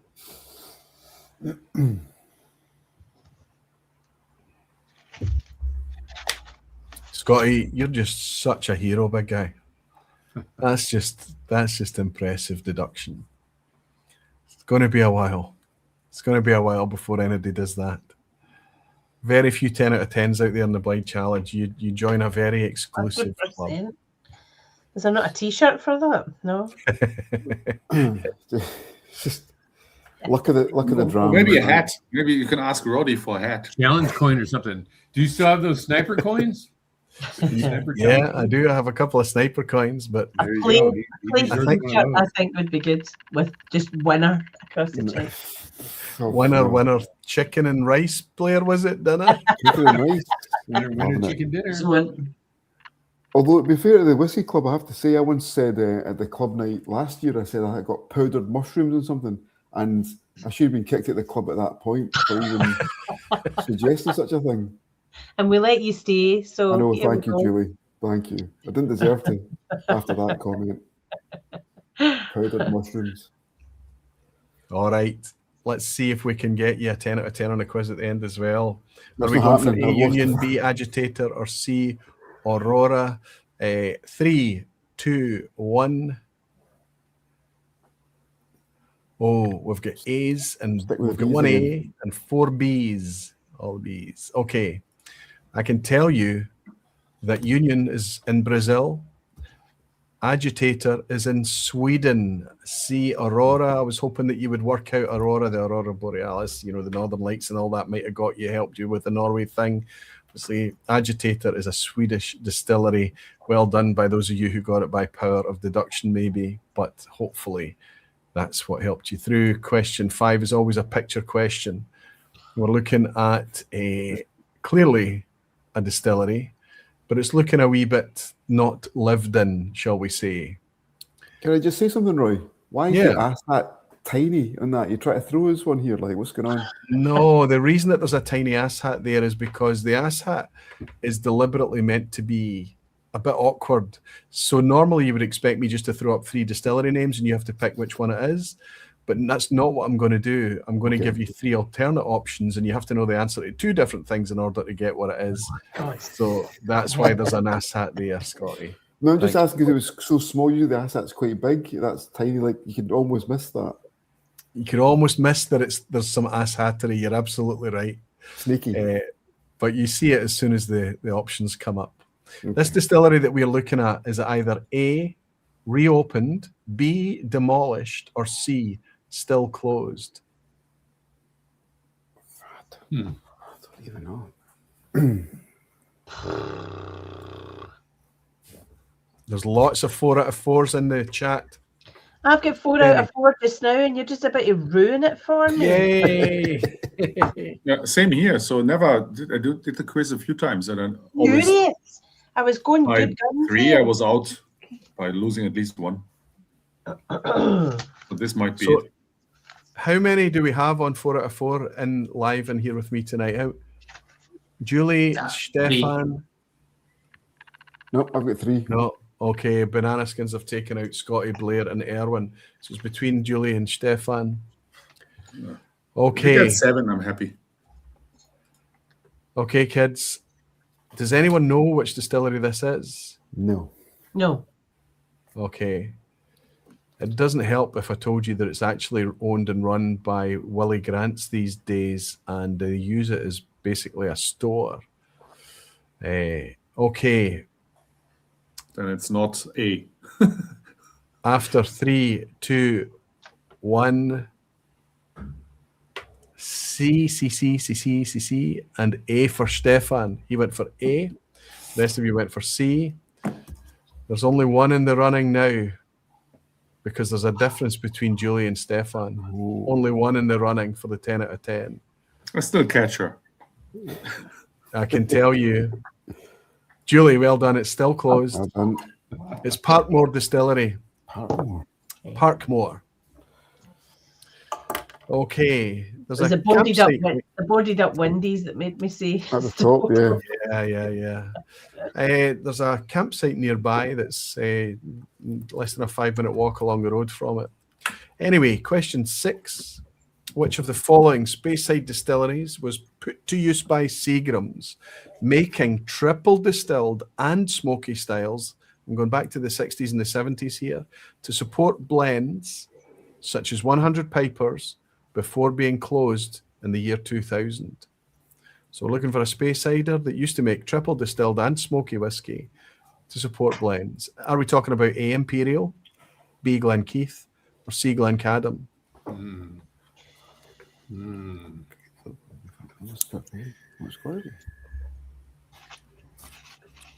Scott Thor is saying it looks like a prison. Yeah, a prison with a pagoda ventilator on the roof, right?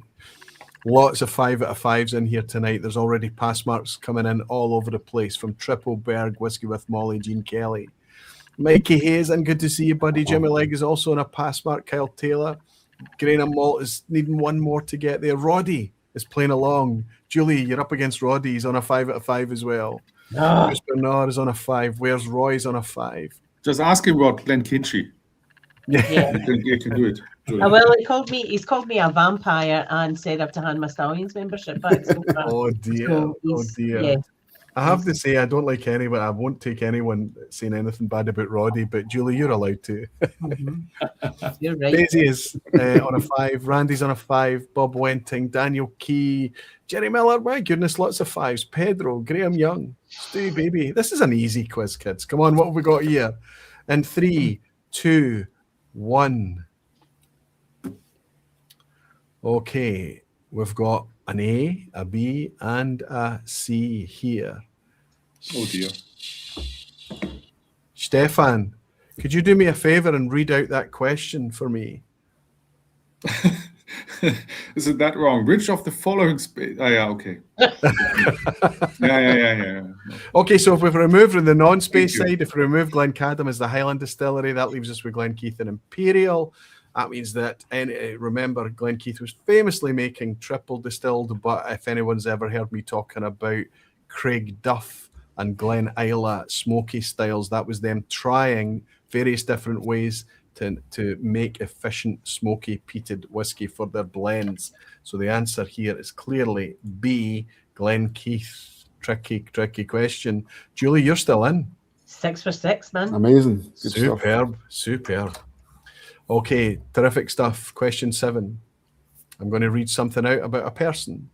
He was at various times in his life a diplomat, a journalist, an MI6 spy, a best-selling novelist, and a professional footballer. This is a whiskey guy we're talking about. Besides this, he still found the time to write one of the greatest whiskey books of all time, Scotch, The Whiskey of Scotland in Fact and Story, published in 1951. Who is this written about? Okay. Who are we writing about? A, Sir Robert Monroe, Bruce Lockhart. One of the Monroes. B, Sir Robert Hamilton, Bruce Lockhart. One of the Hamiltons. C, Sir Robert Stevenson, Brooke Lockhart. One of the Stevensons. Ridiculous. Now, if I could have found a way to take Stefan or Ka or Erwin and Larinaga and make it into a whiskey question, I would have done it, but it evaded me, boys. I apologise. That's good. I like the work you put into that one, mate. That's good. I like it. I was Scott- pretty this- impressed as well. Yeah. The Scottish names are easier to weave into the Yeah. question. So I've either got A, Monroe, B, Hamilton, or C, Stevenson. Does anyone know this? Not that I'd want to know whether anyone knows this, but or is anybody just guessing amongst us five here? 100%. Purely, I guess.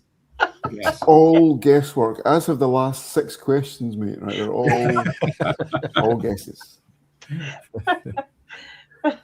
Scott Thor has nailed it. He said it's Robert. Excellent. Robert Lockhart. Yep. Sir. Sir Robert Sir Lockhart. Lockhart. Bruce Lockhart. Sir Like, Robert 4 out Bruce of 5. Lockhart, right? Yeah. Okay. Sounds like a good book in any case. Yeah, absolutely. I bet you Graham Fraser's got a copy. I know that I don't. I thought it was Signed Dennis. one. I thought it was Dennis Law for a while until I saw the date. Okay. I bet you there's nothing about MI6 secrets in it. Did you just say Dennis Law? Aye, until I saw the date. Okay. It's either Monroe, Hamilton, or Stevenson. 3, 2, 1, go. B. Oh, Blair has got to vote for his own name. Of course he has. I've got to go for the winner, the 10 out of 10. I got to go for Scotty. I don't know. I think it might be a fictional character, though, mate. Right? I don't know. I can tell you that it's Sir Robert Hamilton, Bruce. Woo! One Julie. Julie did know that. She was confident. We didn't see even a flicker of nerves on her face there at all. She knew that. It's my Uncle Robert. Like, Yes. Your uncle, is it your Uncle Bobby? Uncle Bobby Lockhart. Aye. That's right. Can I just say something, Roy? You mentioned at the top of this that you took some stuff from Wikipedia, which is never to be trusted. Is that from Wikipedia? Hey, No, you'll work out which one is from Wikipedia. Okay, right. Okay, I've got to check. I'm being called out on my sources for the quiz at the end, Just which asking. is absolutely fine. Which is absolutely fine. Okay, question 8, everyone. Which of these Johnny Walker brands came first? A, Red Label, or originally it was known as Special Old Highland. B, Black Label 12-year-old, or C, Swing. Which of these Johnny Walker label brands came first, or which of these, because they're all still in existence today, so we can ask the same question by saying, which of these Johnny Walker brands is oldest?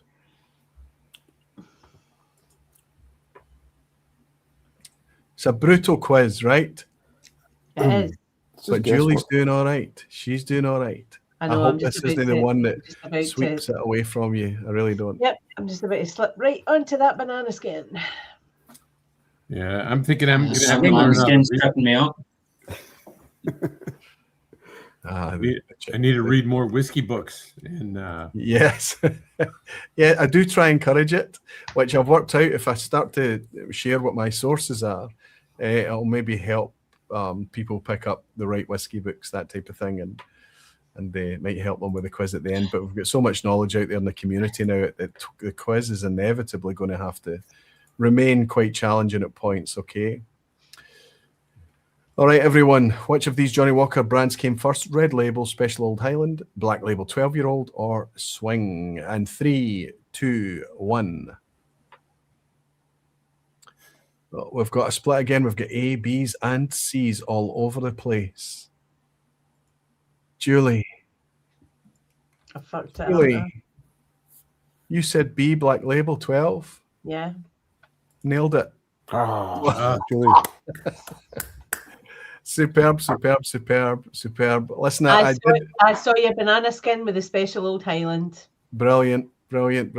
So you just need to. I mean, the banana skin doesn't necessarily relate to that one it's touching. However, No. you were right to watch out for it Yeah. because it's the suggestion you would think is the original Red Label, but should no, be- Black there should be Label a is the banana oldest. skin. I checked a few sources on this. Yeah. But the screenshot I took was Wikipedia, and you can see that it goes all the way back to the turn of the century with Walker's Old Highland, but it was always a 12-year-old with a black And you label. see all their old labels. There's always a black label. Yeah, and the Old Highland was originally a white and red labels, but the white label obviously is long since gone. It has come back a couple of times. One of my favourite blends of recent years was a white label 200th anniversary Johnny Walker at 51%, I think it was bottled at. It was a beautiful whiskey, and I've shared it with a lot of people in blinds. But yeah, the black label was the answer for that one. The penultimate question, second from last question, what is the first distillery to start production in the 20th century? Listen, there should be a banana skin here. I was going to say, where is it? What is the first distillery to start production in the 20th century? A, Glen Elgin, B, Tullibardine, or C, Tormore?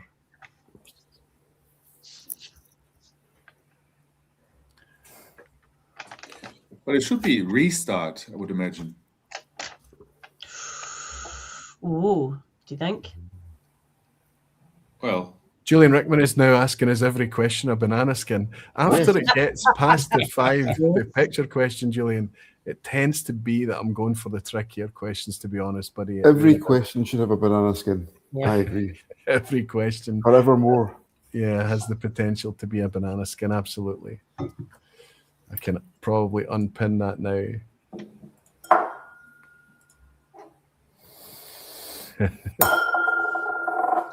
Gosh.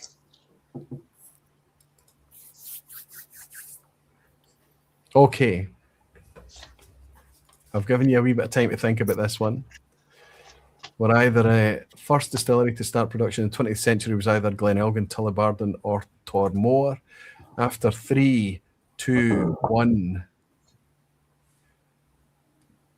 we've got A, B, C. We're splitting you all over the place.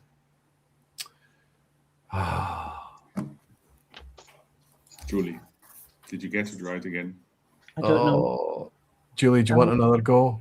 I hope you're right. Say that. Oh, no. Glen Elgin started, it was founded in 1898, but it didn't start production until 1900. Oh, balls. And it Sorry. was, I thought this was one of those things that was kind of, kind of interestingly known. Tullibardine obviously came along in 1949, Tormore in the 1950s. They were the banana skins that's in there, but Glen Elgin, depending on how you look at it, was also a banana skin. Julie, I'm sorry, but hats off to you. See, to get this far. 9 out. God, Up to question 9. Yeah, absolutely. Absolutely. Anyway, that's all right. The only thing that we do have is the asshat at the end to finish out. And I'm never Jimmy going Leg. to ask that, but anyway, let's We're go looking for it. forward to this one, aren't we? I love this. Jimmy Leg is in the chat Not saying that he's never liked me. And Donna Paswitsky Tim is in the chat buying me a dram. I absolutely love this place. It's a fantastic place to hang out. There should be a banana skin aquavite. Absolutely, Pedro, you're spot on. I'm looking for the 9 out of 9s to see how many we've still got with a chance of holding it together for a 10 out of 10. There has been huge. 10 in the bloody quiz.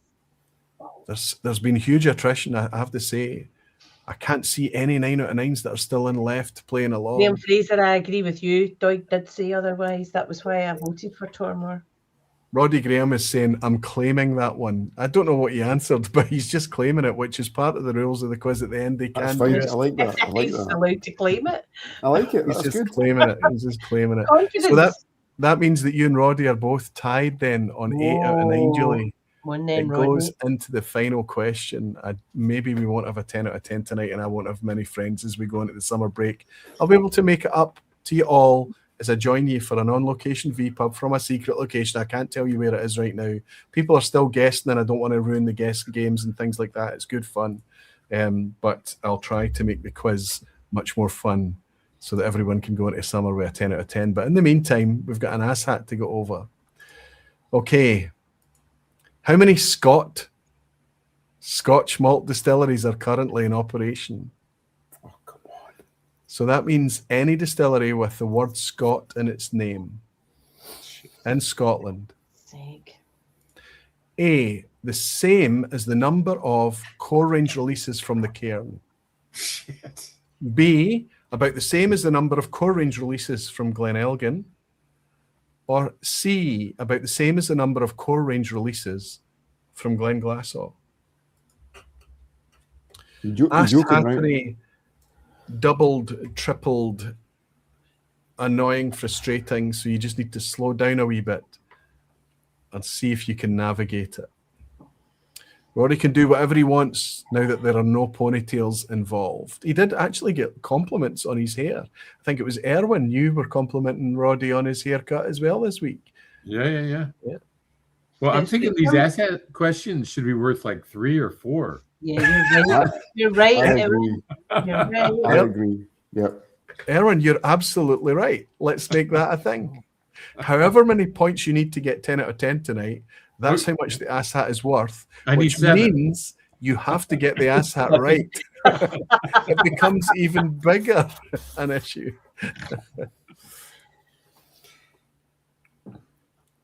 Robert Primo is suggesting this is the most asshattery of all time. I don't know if being able to pip Menno on that one. But yeah, it is a tricky one. Let's have you all having a go. How many Scott distilleries are there? About the same as the number of core releases from the cairn, core releases from Glen Elgin, or core releases from Glen Glasgow. 3, 2, 1, commit. A, C, B. Wow, it splits again. My goodness. It's randomized all the time. Scotty, what's your score so far? I've got 6. You're hoping this is a 4 out of 10. Sorry, a 4-point question. Stefan, what's your score so far? 6. So you're also hoping this is 4 points. Erwin, what's your score so far? 3. So you're hoping this is a 7-pointer. Good man. Yeah. Blair, what's your score? 5. So you're hoping for 5. You've already hit your pass mark, buddy. Listen, Julie, you're just hoping for a mere 2 points for this one, right? I want extra points for my really nicely designed. That is nice. You do Yeah, that. that You is do nice. deserve Put a bit of it. work in. I like Right? that. Yeah, that's Half a brilliant. point. Half a point more. You I have think- been here At before. least. That's fantastic. In I fact, think so. let's hold it up to the screen. Let's have a wee look at the handicraft here. Oh, see, that's good. And you just fold it into a different shape for each choice. Or? No, are you kidding? Listen, they peel off. Oh, Amazing. that's just straight to the top of the class. Come That's, on. I told that's- you I like stationery. Yep. that's amazing. We don't see that kind of stuff with Roddy in the quiz, do we? Right, come on, No, Roddy, you need don't to step up. stop. You don't. So just as a demonstration, remind us what you answered for that last one. That For my you last need it to one, be 2 points. give me it again. What was the A? I scored. I did A for that one. Alrighty. I'm going to bring it back up. I'm going to tell you what the answers are. Core ranges from the cairn are 0. For God's sake. I Core did that ranges from the Glen other Elgin day. is 1. Damn it. Core ranges from Glen Glasgow is 3. Oh, Can I change my answer before you? yes. Can I think you change my deserve answer? Yes, for you it, can. Julie. Yes, you can. B. I want to change it to B. Julie. Please play the wild card. You get 2 points for this if you can tell me a distillery with Scott in the name. Glen Scotia. Yeah. The answer is there is only one distillery with Scott in the name, and it's Glen Scotia. So, Right, I get That's a 7-point question. so how many of us just managed to make a 10 out of 10 out of that? Oh, I should dear. hold that arm up with my Springbank tattoo, should I? I should hold that one up that's got flowers on it. Oh my goodness, fantastic! Let's see. I lost the chat again. It just YouTube crashed on me there. So what's the cairn that's out at the moment? What was that? Was that just a? There's no core range from the cairn. It was Well, just an that's inaugural that came out. It's now sold out, disappeared the 50 quid inaugural. Whiskey with Molly managed a 9 out of 10, superb. Scott Thor is saying balls. Gene Kelly saying got to be B. Bob Wenton got a 7, fantastic. Robert Primo still got a pass mark on a 6, no bad for me, he's saying absolutely Robert. Kel Taylor on a 7, Steve Atkiss saying B. Some of them will be lagging a wee bit behind. A 9 out of 10 for Daisy. I'm looking for a 10. Bob Wenting is saying, great quiz. Thank you, Bob. Thank you for the appreciation, regardless of how brutal it was. Randy's saying 8. Scott Thor on a 6. 4.5 for Stuart Dalglish. Must try harder. 4. So close. I bet you the reason you've dropped half a point is my fault entirely. In fact, the reason you dropped 5.5 points is my fault exactly. Bring back Menno, says Julian Rickman, the guy who was starting out asking why it was hard. Maybe he was being sarcastic. There is 5 blended core ranges from the cairn. Aye, but it's no cairn spirit. Right, Ben, you know the story here. If you want to take the point for anything that you deem I've got wrong or I've misled you, you know the rules, buddy. You can take it. Roddy is saying we need to have a chat about calendars. I think he's talking about the fact that I consider the year 1900 to be the 20th century, whereas Roddy will tell me quite rightly that the pedant that he is, that it's 1901. So either because the statement I took was that it was the first to produce in the 20th century, so it could be that it took until 1901 for them to produce. It could be that it's 2000 and Roddy is right and he's taking it. Either way, it's the quiz at the end and it's just a bit of fun. Did Roddy say Tormore? No, Glen Elgin, when he's talking about when Glen Elgin started. I don't know what he answered, but he would have said Tullibardine. He would have had to say Tullibardine. 1949. Okay. Tormore was in the 50s, right? Tully, saying in the chat, Tully. Yeah. And Ben is saying that. I got it right anyway. Where's Roy in Norway? Saying 8 to 10 fair. Will not be there on Sunday due to the World Cup. Agua-Vida, have a good weekend. That's for any supporters of me. I'm going to try my absolute best, despite the fact that Brazil are playing Norway on Sunday night. It's my last opportunity to hang out with you on a lock-in on Sunday night, and I'll do my very, very best to be there. Keep your eyes on your emails and keep your eyes on Aquaviti. Circle the Guardians page, wherever it is you pick up the announcements from me. Patreon, I'll announce to everybody, including the higher tier members in the YouTube community chat, for a lock-in on Sunday evening. For those of you that are not interested in Brazil playing Norway, of course, which I very much am, but I want to hang out with you guys before I disappear off for summer. Anyway, honestly, guys, thank you so much for your trust.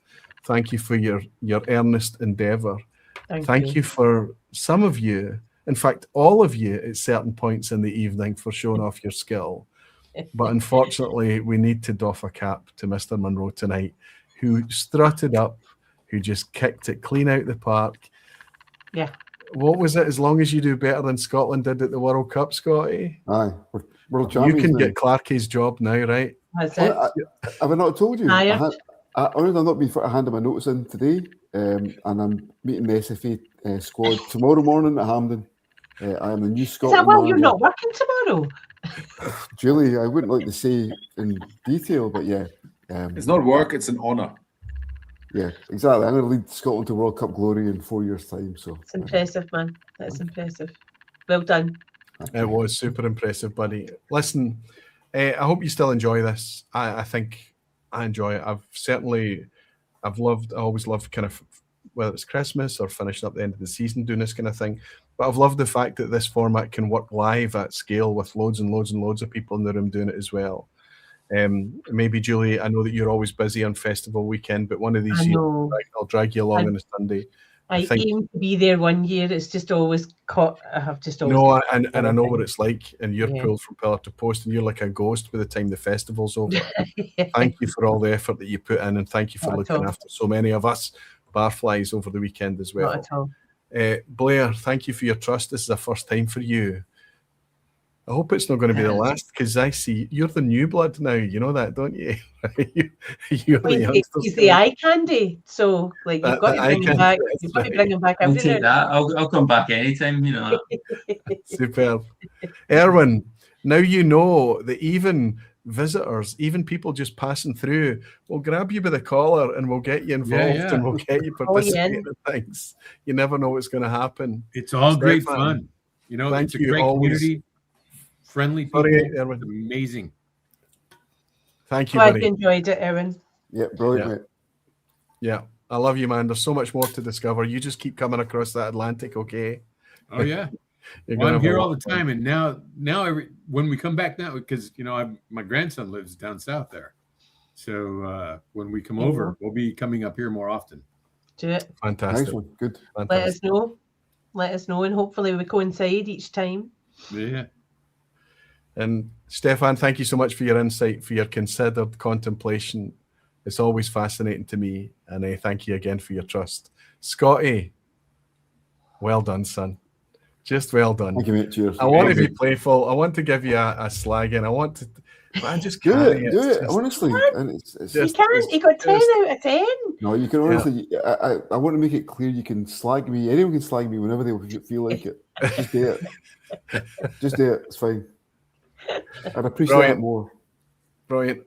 Loved it, loved it, loved it. Listen, guys, if you're so predisposed, after the credits roll, you can hang in the background and I'll have a wee debrief with you after it all. But if you have to slink off to your bed, I completely understand. Thank you for staying up with me so late tonight. Thank you all for your trust. I'm going to say goodbye to the people in the lounge, but I'll raise a wee glass to all of you and say, it's a pleasure. Thank you. Thank you, Julie. Cheers. Thank you, Hen. Cheers. Thank you, Blair. Always a pleasure, buddy. I look forward to the next time, my friend. Erwin, thank you so much for your trust. I know that you weren't sure what you were getting into, but you kind of had an idea, and I appreciate you for it, buddy. Thank you, my friend. Until next time, cheers. Cheers, Erwin. Stefan, thank you so much, big guy. Thank you, and I'll see you you. probably at the next club night, buddy. Well done. Thank you, Stefan. And Scotty, Cheers, buddy. As always. Thanks My for the boy. invite, mate. Brilliant. Good stuff. Thanks for the invite, mate. Brilliant. how many? I can't remember. So lost in Take the it. Mr. Whiskey, right? Don't know. Mr. Whiskey, take it to the bank, son.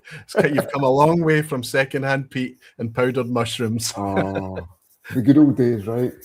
Thank you, Roy. Thanks again for inviting me on it. Had a ball. I Brilliant. love mate. you, man. Thank you, buddy. Well done. Well done. Cheers, mate. Thank you, Roy. Amazing. Amazing. So it can be done. I've never managed to do it. I've never achieved a 10 out of 10. Maybe one day I might get there. Maybe I just need to spend a wee bit more time hanging out with Scotty Monroe. Graham Fraser is saying 9 out of 10s because of 2 dodgy questions. So sorry, buddy. Jimmy Legg is saying Scott, nae struts. Aye, nae fancies, nae struts. Scotty. Amazing vPub as always. Barflies and Aquaviti. Wish you all an amazing weekend, says Pedro in Brazil. Thank you, Pedro, for hanging out with us, buddy. Brilliant to have you here. Gene Kelly saying great showing by Kilted Moose. Scotty rocks. I'm off to the vPub tomorrow for another blind tasting at the Jazz House. He's talking about Jimmy Jazz, so you'll get to see Peter Lee and everyone there. I hope you do a wee bit of a blind tasting. That would be amazing. Daisy in the Netherlands. Thank you, Roy, Julie, Stefan, Erwin, Blair, and Scott for a fab vPub. I always love these blinds. Good night, everyone, and see you on Sunday. Thank you, Daisy. Thanks for hanging out with us till the very end. And Mr. Lachlan McKenzie, who I've just mentioned tonight for the first time. Thanks, Roy, Aquaviti, and good night, folks. For those of you that are so predisposed that aren't really interested in the Norway-Brazil game on Sunday night or whatever, I'm just going to pick up the highlights, I think, rather than watching it live. I need to hang out with you on Sunday night. All other things being possible, look out for the announcements over the weekend. If you're a supporter of me at Aquaviti Guardians at aquaviti.com, if you're a Patreon supporter or a higher level Patreon-averse member in the YouTube membership, all of you will get an invitation to join me for a quiet wind-down reflective session for the end of the season before we do the last vPub of the season, which is an on-location next week from a secret spot somewhere in the whiskey landscape. I like to keep these things secret, and you can keep guessing where I'm going to appear from. I'm looking forward to it. I really am. But until then, I'll raise this wee glass to remind you all, and honestly, just thank you for all of this. Thank you so much. To remind you all that you're very dearly loved. And until then, Slanchava, thank you.